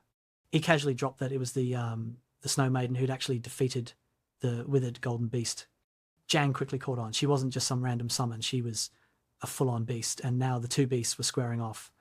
He also figured that if she's a summoned pet, her master had to be lurking nearby somewhere. But then it hit him, she's an ice type. Ding, ding, ding, jackpot, her master must be the legendary Lin Z. And if someone that legendary can take down a golden beast, well, their odds just nosedived. Panic mode, activated, Z just sat there, silently judging the chaos. He casually told the Snow Maiden to fake an attack on them, which sent the pet beast into full-on confusion mode. Xiang's face went ghost white. The moment it seemed like the Ice Maiden was actually aiming at them. She started hurling ice crystals like a winter-themed artillery show.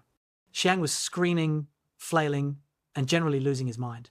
Xiang panicked at the thought that if both of them got knocked out, it'd be a total points disaster. His plan? Take out the dude next to him and bolt like a pro. Meanwhile, his pet beast just munched on something. Z blinked. Wait, why'd you eat him? Zhang shrugged and said, it was all for protection. Through the system, he told his pet to head back first. Once he got a safe distance, Zhang hit pause on the sprint.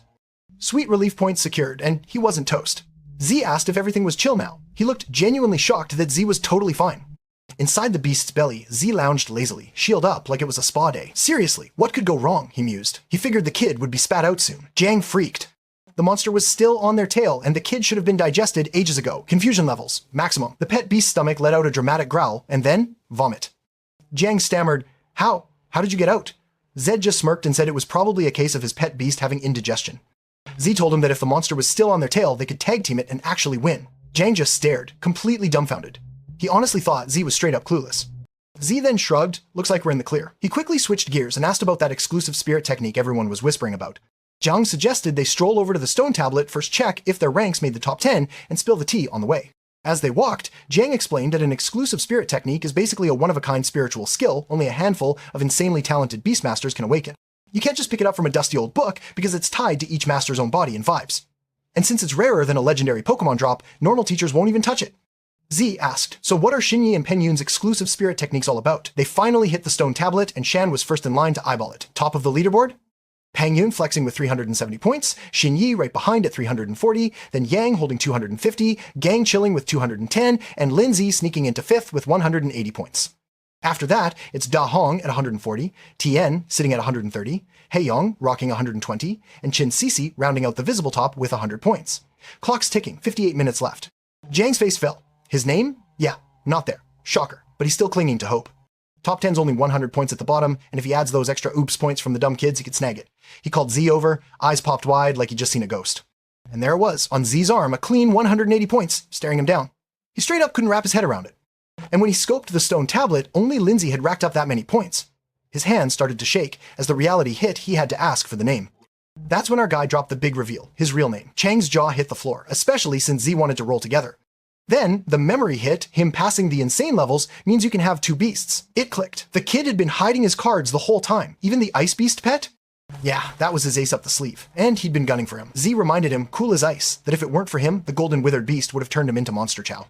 So he told Chang to spill whatever info he had. Chang, not happening. He barked orders to his giant mouth beast, crush Z. But, hold up, the rock, pet beast materialized and smacked the big mouth monster like it owed him money. Snow Maiden popped out too and iced the pet beast solid. Jiang ended up flat on his butt, tasting dirt and regret. Z shrugged and said, even if Jiang's points aren't massive, they're still worth a rare rank 3 beast. I'll take it anyway. Jiang, desperate, started pleading for mercy, begging Zed to let him slide. But Zed had flipped the script, all that info? Not even worth a second glance. Spirit techniques? Basically all the same. Zhang blinked, confused as a cat in a cucumber patch. Z deadpanned. It's simple, none of that stuff can touch me. He waved a hand and told Snow Maiden to unleash an ice shower. Jiang immediately cursed, loud enough to echo. Out of nowhere, yellow vines shot out, skewering him. The culprit? Pangyun. Dude literally called Zed over, like he'd been camping in the shadows waiting for this moment. Shan, ever the hype man, shouted boss and warned Z about the ice element pet beast lurking around. Z didn't see Pangyun coming, but hey, perfect chance to settle old scores. Per Pascal and G, Yun told Shang he could chill and take a breather, point safely in the boss's pocket. Shang grinned, losing a few points didn't sting when the boss got the glory. And just like that, Pangyun vanished. His points jumped to a solid 430. He hyped Z up, basically daring him to go full power so they could settle who's the real MVP among beginners. Z just shrugged and said, nah, I'm not chasing the beginner crown. Peng Yun can have it if he's thirsty for it. Peng Yun took that as Z waving the white flag and immediately flexed, calling him a total coward. He bragged about wiping out the top ranks next, name-dropping Xinyi, Yong, Gang, Guan, the whole crew. Dude legit sounded unhinged, like crushing people was his new cardio. Hearing Guan's name made Z snap to attention. He realized Yang, Xinyi, and Guan were all chilling in the same zone, which basically screamed, Guan is walking straight into danger. He bolted east like a kid running from chores, but Pang Yun wasn't having it. He sent his pet beast to slam the door on him. Vines shot out like they were auditioning for a horror flick, wrapping around a rock ghost, and Z's barrier like it was wrapping a Christmas present. Per Pascal and Ji Yoon snarked that catching him was a cakewalk, which made him think Z was just a cosplay clown flexing a famous name. He ordered his beast to siphon their powers. Z muttered a curse under his breath. He wasn't here for games. He slid Snow Maiden behind him to strike. That move blindsided Pang Yun. He froze solid, looking like a rejected ice sculpture. His poison ivy pet got caught napping, and Snow Maiden iced that one too. Then the rock ghost went full wrecking ball on them. Z flatly reminded him he didn't have time for antics. The ice coating on the smashed vines started dripping. A random onlooker stepped up and noted that even after all that chaos, this guy's vitality was off the charts, still kicking. This guy was Lu Gang, and he couldn't resist pointing out that Z forgot to finish off Pang Yun. So naturally, he pounced on the golden opportunity. He had his eyes locked on the sweet, sweet points. Out came his pet beast, an iron armored dragon. Dragon type, rank 2, stage 9, basically a walking tank with wings, and he ordered it to crash Pang Yun directly. Gang assumed Penguin's beast would spring back to life, but he knew better. Pang Yun just didn't have the juice for that. Per Pascal, NG Yun's statue shattered, and Gang was already counting his victory champagne. But when he peeked at his arm, nada. Points didn't budge. Weird, right? While his dragon got tangled up in some wriggling vines, per HE spun around, and bam, vines hit him like a vine-themed booby trap. Confusion City. Per Pascal. Yun shrugged and said, "Hey, no harm in spilling to someone already benched." He revealed his trump card, the spirit-exclusive technique, mimicry synchronization. Gang barked orders at his iron armor dragon to go smash. But when nothing happened, he looked closer and surprised. His beast was pinned, wriggling like a rag doll before puffing up into smoke. Meanwhile, Z was zooming east like a caffeinated cheetah, thoughts racing about Jin Yi and Yong, even thinking about touching his sister. If they pulled a move like that, Z would make sure they regret it for the next century. Guan, on the other hand, was stuck inside a bubble with a rank 2, stage 8, steel-scaled young dragon riding piggyback on her pet. No amount of struggling could pop that prison from the inside. The mastermind behind this bubble, a rank 3, stage 2 necromancer, ghost, and water-type combo, basically a magical pain in the rear. Yang told Jinhee she's got this if she snags Guan's points.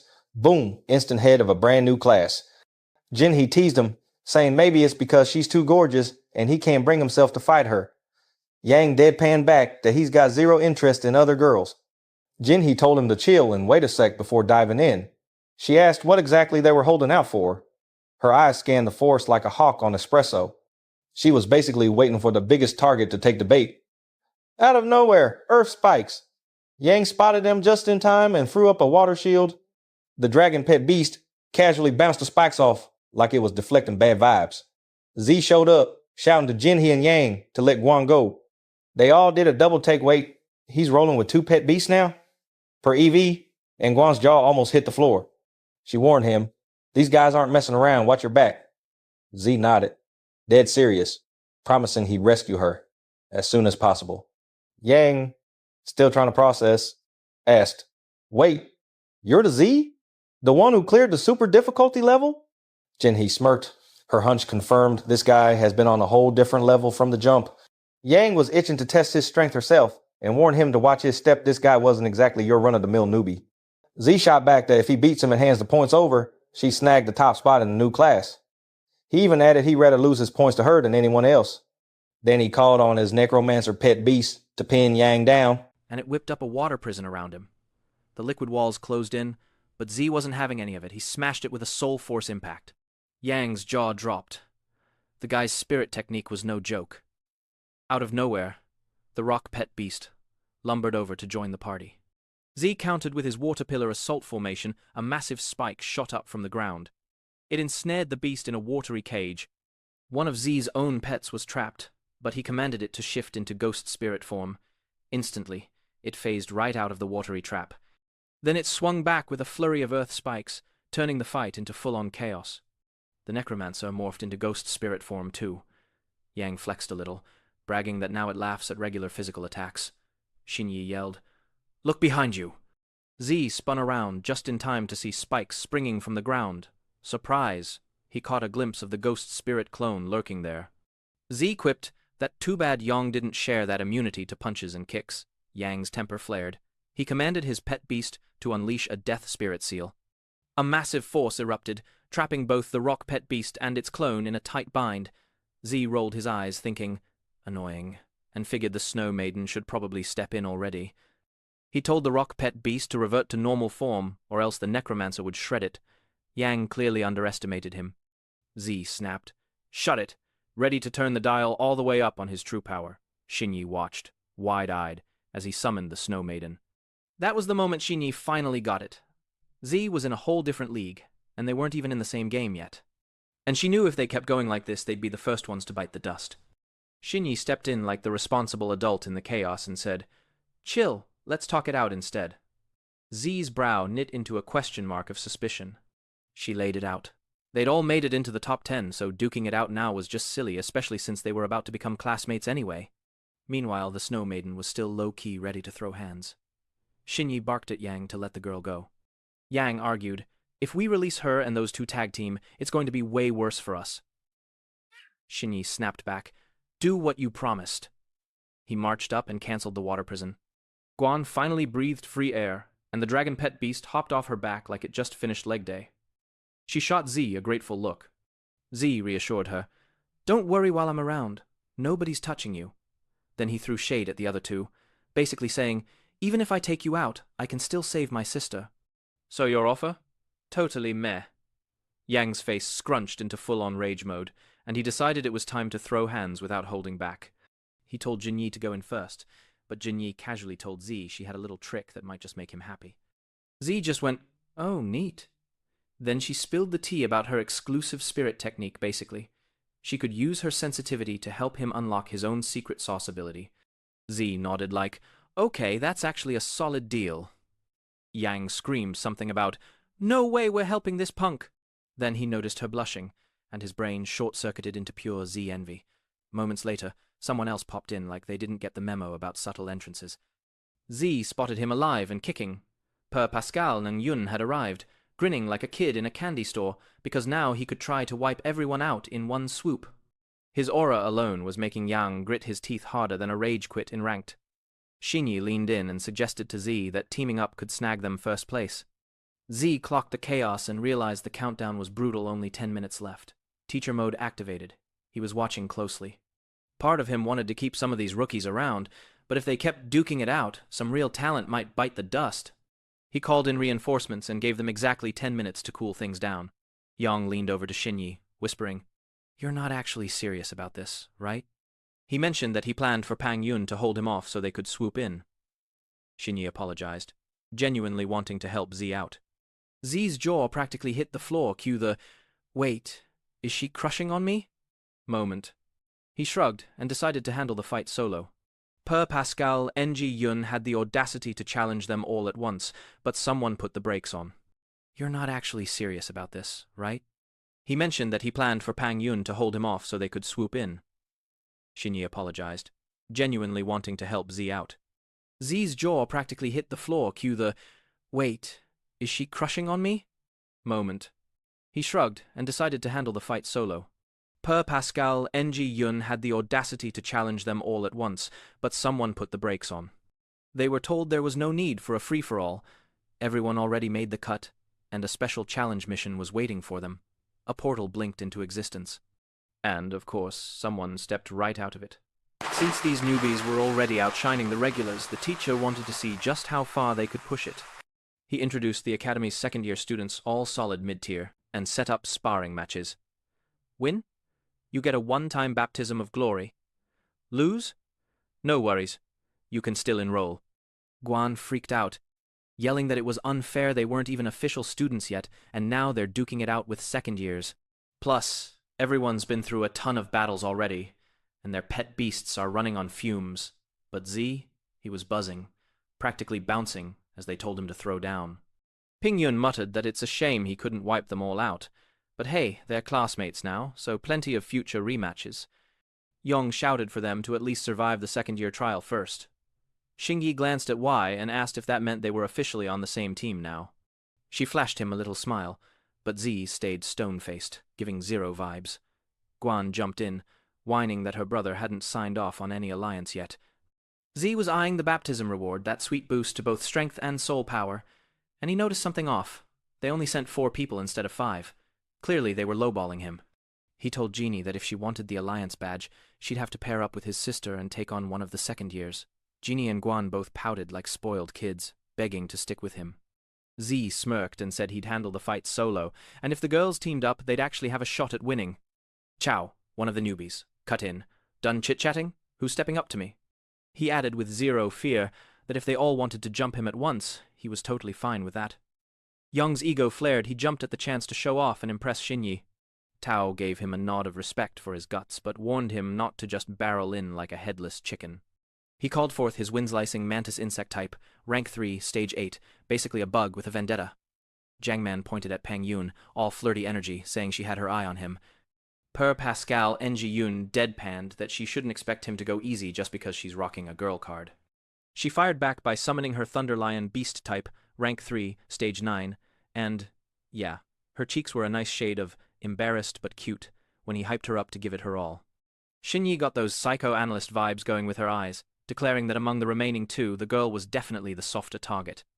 The dude with the pompadour hairstyle straight up called Z out, claiming Z's hair was irritating his soul. Z shrugged, agreed to the fight, and politely asked him to behave. Meanwhile, the blue-haired girl side-eyed the first-year girls like a mini-jealous overlord, grumbling that she hates anyone cuter than her. That was her polite way of saying she's throwing no mercy. The tension hit both of them like a queasy stomach drop. This fight just got real. Meanwhile, back in the exam hall, Xiao Yun and Xion were drowning in sad vibes, bummed out that they got the boot. Xiao Yun tried to play it cool, admitting there were just way too many geniuses in the mix, basically. Unless a miracle drops from the sky, they were toast. Xion, on the other hand, was auditioning for Most Dramatic Cry Ever. Gang was feeling the guilt trip hard. He'd played it safe the whole match, and still got dunked on. Shui could practically feel the afterburn on his cheeks from all the mental stress. Teacher's eyes were scanning the room, picking out the standout players like he was on a Pokemon hunt. Suddenly, a tap on his shoulder made him jump. It was Ga Wenbi, sliding in like a plot twist. He told Teacher to hand over the next batch of test candidates, claiming he could handle them. Teacher knew Ga was basically there to scoop up the hidden gems that slipped through the brutal selection grind. Teacher Gao shook his head with that classic, "You try too hard" energy, warning that his methods were borderline wild and he might miss some talent. But hey, there were 10 empty slots, and Teacher Gao figured it wouldn't kill Ga to dig out some golden picks from the ones who flopped earlier. Teacher told him to handle it solo. Teacher Gao then dropped some good news for the unlucky bunch. He still had 10 open slots, and anyone who aced his extra test could snag a spot. The students' faces lit up like someone just announced free pizza. Chaeon practically did a happy dance, muttering that miracles do happen, and told Xiao Yun they'd crank their effort to 11. Per EV Verion straightened up, pumped and ready to grind. Meanwhile, in the forest, Yang was whining about the massive skill gap like it personally offended him. Tao couldn't help but laugh at Yang, who just got schooled hard. Lightning cracked across the sky like the universe was giving a dramatic soundtrack. The guy watching commented that Pingyan's endurance was epic, but getting roasted like that? Yeah, that loss was unavoidable. If this keeps up, it's basically watching a one-sided massacre. Ping didn't budge, completely flattened. The man realized he couldn't catch her words anymore. She was gone from the conversation, and probably from reality too. Hai shook his head at the so-called geniuses seriously. The hype was wild. He told the girls that the academy was swimming in prodigies, no shortage at all. His pet beast? Absolute nightmare fuel, a berserker, humanoid type, rank 3, stage 7, looking like it skipped leg day on purpose. Then he threw some shade. All that time spent doling up? Better spent bench pressing and dodging attacks in the training yard. Back in the exam room, Teacher Gao wasn't buying it. He thought the one-sided pressure tactic would just crush their morale. I fired back that it's just a little spirit check. Otherwise, these kids would stroll in all cocky, forgetting that bigger sharks exist. Gao chuckled when he spotted someone totally unfazed by the usual stress test. Zetion's warhorse, a rank 3, stage 9 beast, was blazing mad, all fire and fury, until it got iced into a literal statue. Zetion stared like someone just told him his entire wardrobe was free real estate for penguins. Zed shouted across the field, announcing his win with all the energy of someone who just found a rare loot drop. He was hyped this wasn't just any victory. He'd spotted a real gem. Sure, he'd seen geniuses before, but none that screamed legend in the making like this one. He gushed that it felt like watching the Federation's 8 prodigies back in their glory days. Pure inspiration, folks, like someone just dropped a motivational mixtape in the middle of a battlefield. Gao chimed in that, honestly, even the legendary 8 probably didn't flex that hard at Z's age. He told the teacher to slot Z into their class when the timing was right. Teacher hesitated. Rules say, top 10 students have to be placed by rank, no special treatment. Meanwhile, Z got the system ping. The blazing warhorse had been crushed. Zedian blinked like he'd just seen a unicorn die. Guan went full hype mode, celebrating Z's win like it was the last slice of pizza at a party. Xinyi admitted, out loud, that she seriously did not see him packing that kind of power. Yang was fuming at the size of the gap, but he swore he'd turn that rage into fuel for his comeback. Tao squinted at Zetion like he'd seen a glitch in the Matrix. Seriously, a student not even officially enrolled just stomped a second year? Z leaned back and casually asked if they were still itching to fight. Tao's ego hit red alert. He snapped that Z better not think a little trick makes him some kind of hotshot.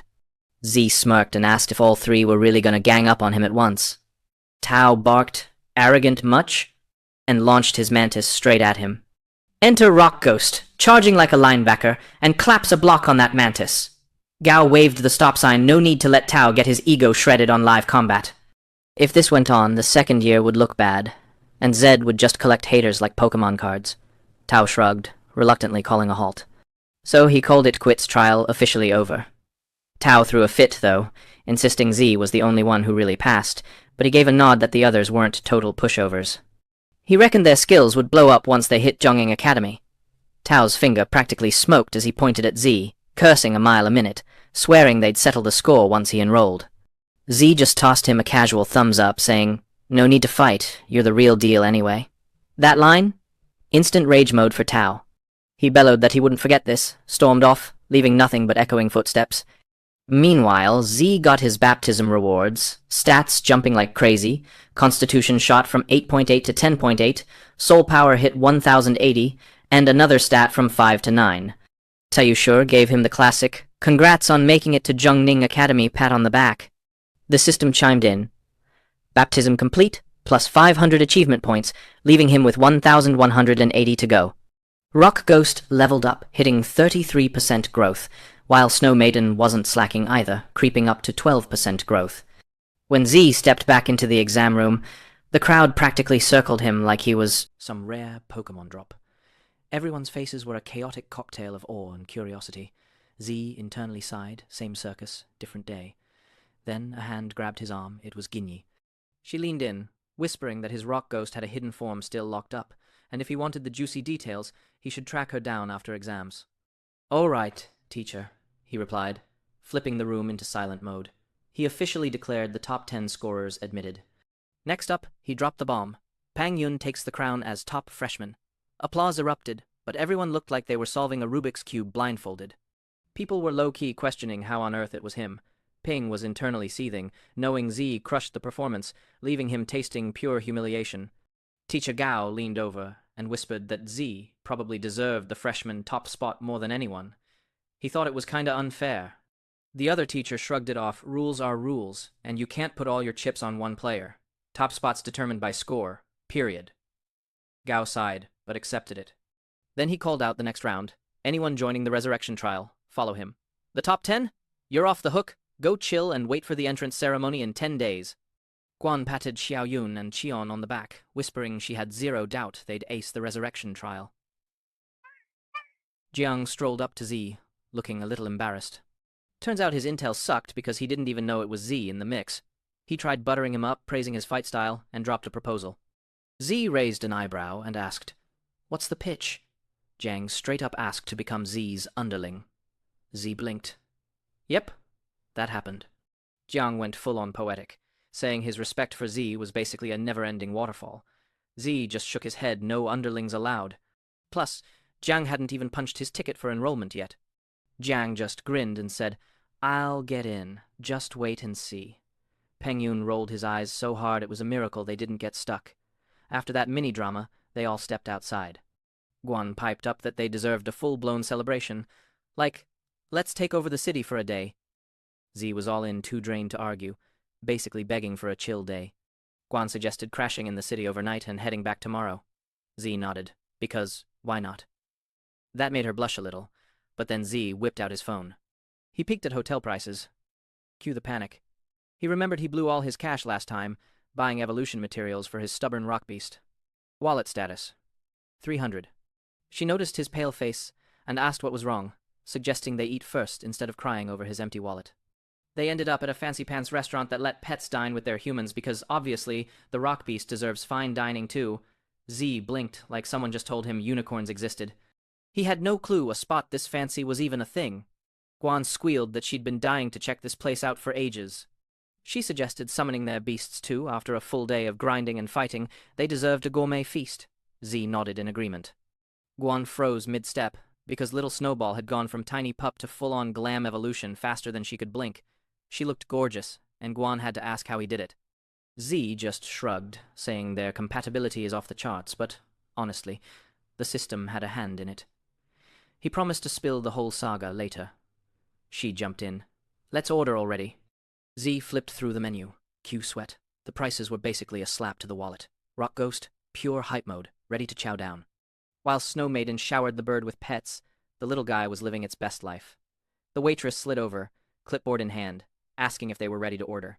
Guan went full gourmet raid mode. 5 minutes later, the feast landed on the table. Z looked like someone just told him the check was in unicorn dollars, pure panic. Per EV entry, everyone was stuffed like Thanksgiving leftovers. Z kept sweating bullets, half expecting them to ghost the bill. The total? A terrifying 37,000 yen. Guan swooped in, offering to cover it with her savings. Z exhaled like a deflating balloon broke. MC saved. Again. Post-feast, they wandered the streets. Guan couldn't stop oohing over the city lights. She admitted she was hyped to start studying alongside him. Z's brain was calculating how to make bank, but side missions would take too long. They passed a shop where laughter spilled out like confetti. Inside, a crowd marveled. All eyes were on a shiny ring. Meanwhile, the four-armed beast was celebrated as the champ, having just taken down a Titan kangaroo, a Rank 2 Stage 3 beast. The four-armed mutant beast, a Stage 2 Rank 3 freak, was grinning like it knew all the cheat codes. The referee leaned in with a grin, asking if any brave souls wanted a shot. He laid out the deal. Beat the four-armed menace, and the entire prize pool is yours. Entry? A mere 300 wen. Win? You scoop the full 50,000 wen jackpot. Z's eyes lit up money-making scheme unlocked. He called forth his beast buddy. Rock Ghost materialized, looking ready to throw hands. The ref dropped the rules. No spirit moves, no magic, just raw, bone-crunching, hand-to-hand chaos for the audience's entertainment. Z shot a confident look at Rock Ghost, silently asking if he was hyped. The referee added the spicy bit. Anyone stepping on the stage signs a death waiver. If your beast offs the opponent's pet or bites the dust itself, the ring washes its hands. Z glanced at Guan and asked if she was hyped to watch the showdown. She shot back with a grin. Only if you're jumping in too. He shrugged and said, Free money? Hard pass on declining that. The system pinged him the deets. Four-armed freak, Rank 3, Stage 1. Rock Ghost, Rank 2, Stage 9. Z, being extra, upgraded his guy to be safe.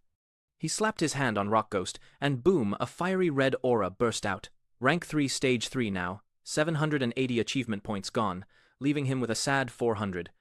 The higher the stage, the more points get gobbled. Welcome to the grind life, Guan squinted, curious how Rock Ghost suddenly leveled up like it had a cheat code. Z grinned. Probably from that fancy feast we fed it. She nodded, totally convinced they were walking out winners. The referee's voice boomed. New challenger in the ring! Cue the crowd hype, clapping for the sheer audacity of anyone stepping up. The referee squinted at Z and his red-haired rock buddy, calling them a scrawny little duo. The crowd lost it, laughing like they'd just seen a toddler challenge Godzilla. Everyone's minds were collectively screaming, Who let this kid in? Rock Ghost, apparently unbothered, let out a burp right on cue, and the audience roasted it like it had a personality. Towering over the tiny rock beast was the four-armed freak. Jiang Shu, the owner, glared down and warned Z, If his little monster dies, don't come crying to him. Z just smirked and threw a casual, Go wild, champ, calling him a cocky brat in the process. They both scribbled their names on the death waiver because yes, apparently that's a thing, and the referee shouted for the match to begin. Shu barked orders at his beast to flex its muscles. The beast lunged to snatch Rock Ghost, but swung like a toddler missing a baseball. Z noticed immediately. Speed advantage? Rock Ghost got this. Rock Ghost snapped back with a kick, but the freak grabbed its leg mid-air. It tried to punch next, and, predictably, 4 hands blocked it like some over-caffeinated goalie. The Rock Ghost gets yeeted into the air like bad Wi-Fi and slammed on the far side, faceplants straight into the dirt like he just rage-quit life, Z's sweating bullets, but Shu's over there flexing. Like, bro, My four-armed gremlin may look like rejected DLC, but trust me, he can outmuscle half the zoo. And yep, Z called it the rules are basically giving this mutant a buff pack. No wonder they walk in with anime protagonist confidence. Four-arms cracks his knuckles, or, well, double cracks him. And suddenly it's looking less like a fight. More like a beat-down speedrun. Rock Ghost clocks the attack coming, tries to moonwalk out of there, but Four-arms grabs him by the ankle like a parent catching a toddler about to touch the stove, and slams him with a double fist combo that looks like it unlocked a hidden cutscene. Shu, sipping the drama, throws shade at Z like, "That all you brought to the party?" Crowd's going wild like they just got free concert tickets, while poor Guan looks like he bet rent money on the wrong fighter. Z's sitting there like, "Man, if skills were legal, my undead homie would have styled on this brute like a cat with a laser pointer."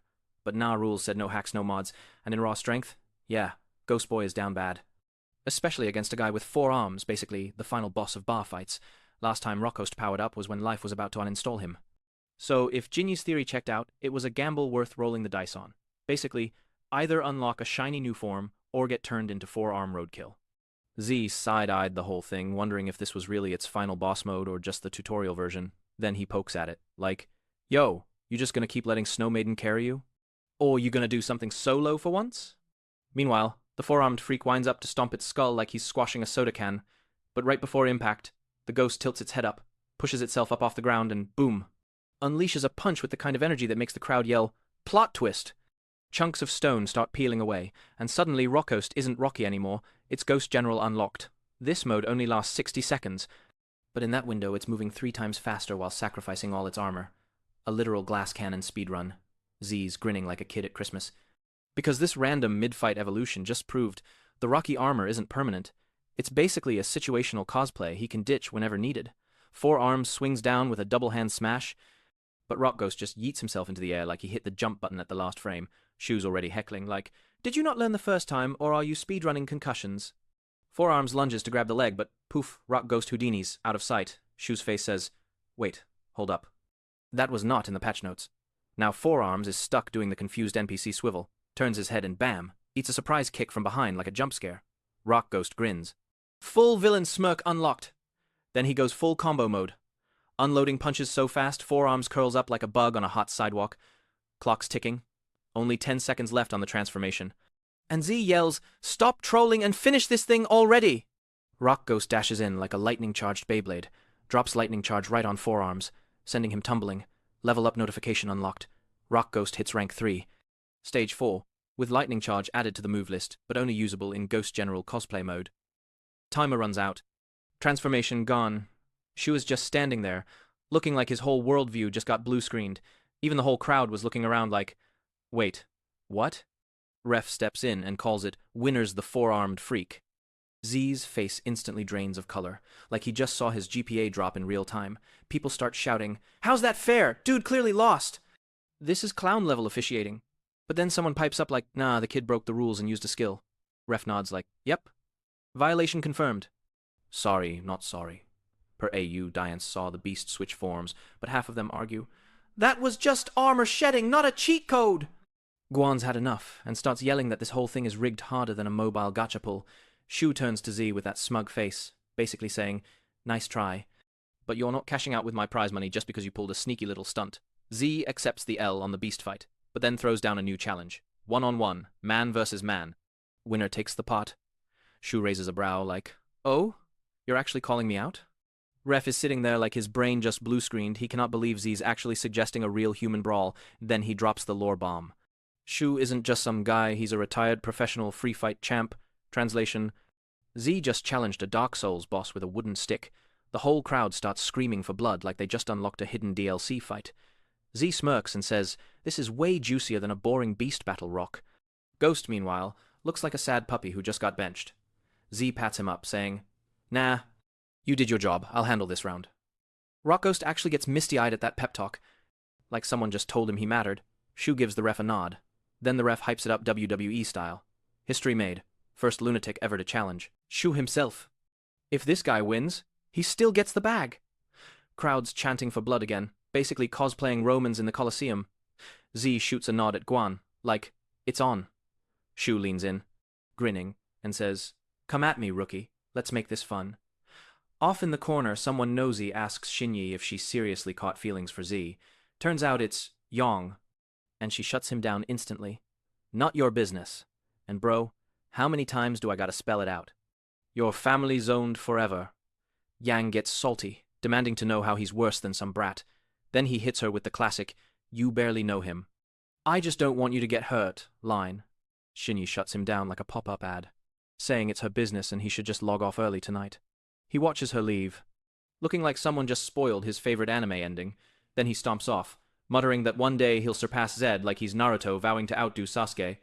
On the way, he hears a cry for help. Turns out it's a blue-haired woman standing next to her downed fire dog, rank 1, stage 2. Looking like a burnt-out Pokemon, Yong punts the monster that's menacing her and sends it flying so hard it ragdolls into the opposite wall. He checks if she's okay and asks where the heck that beast even came from.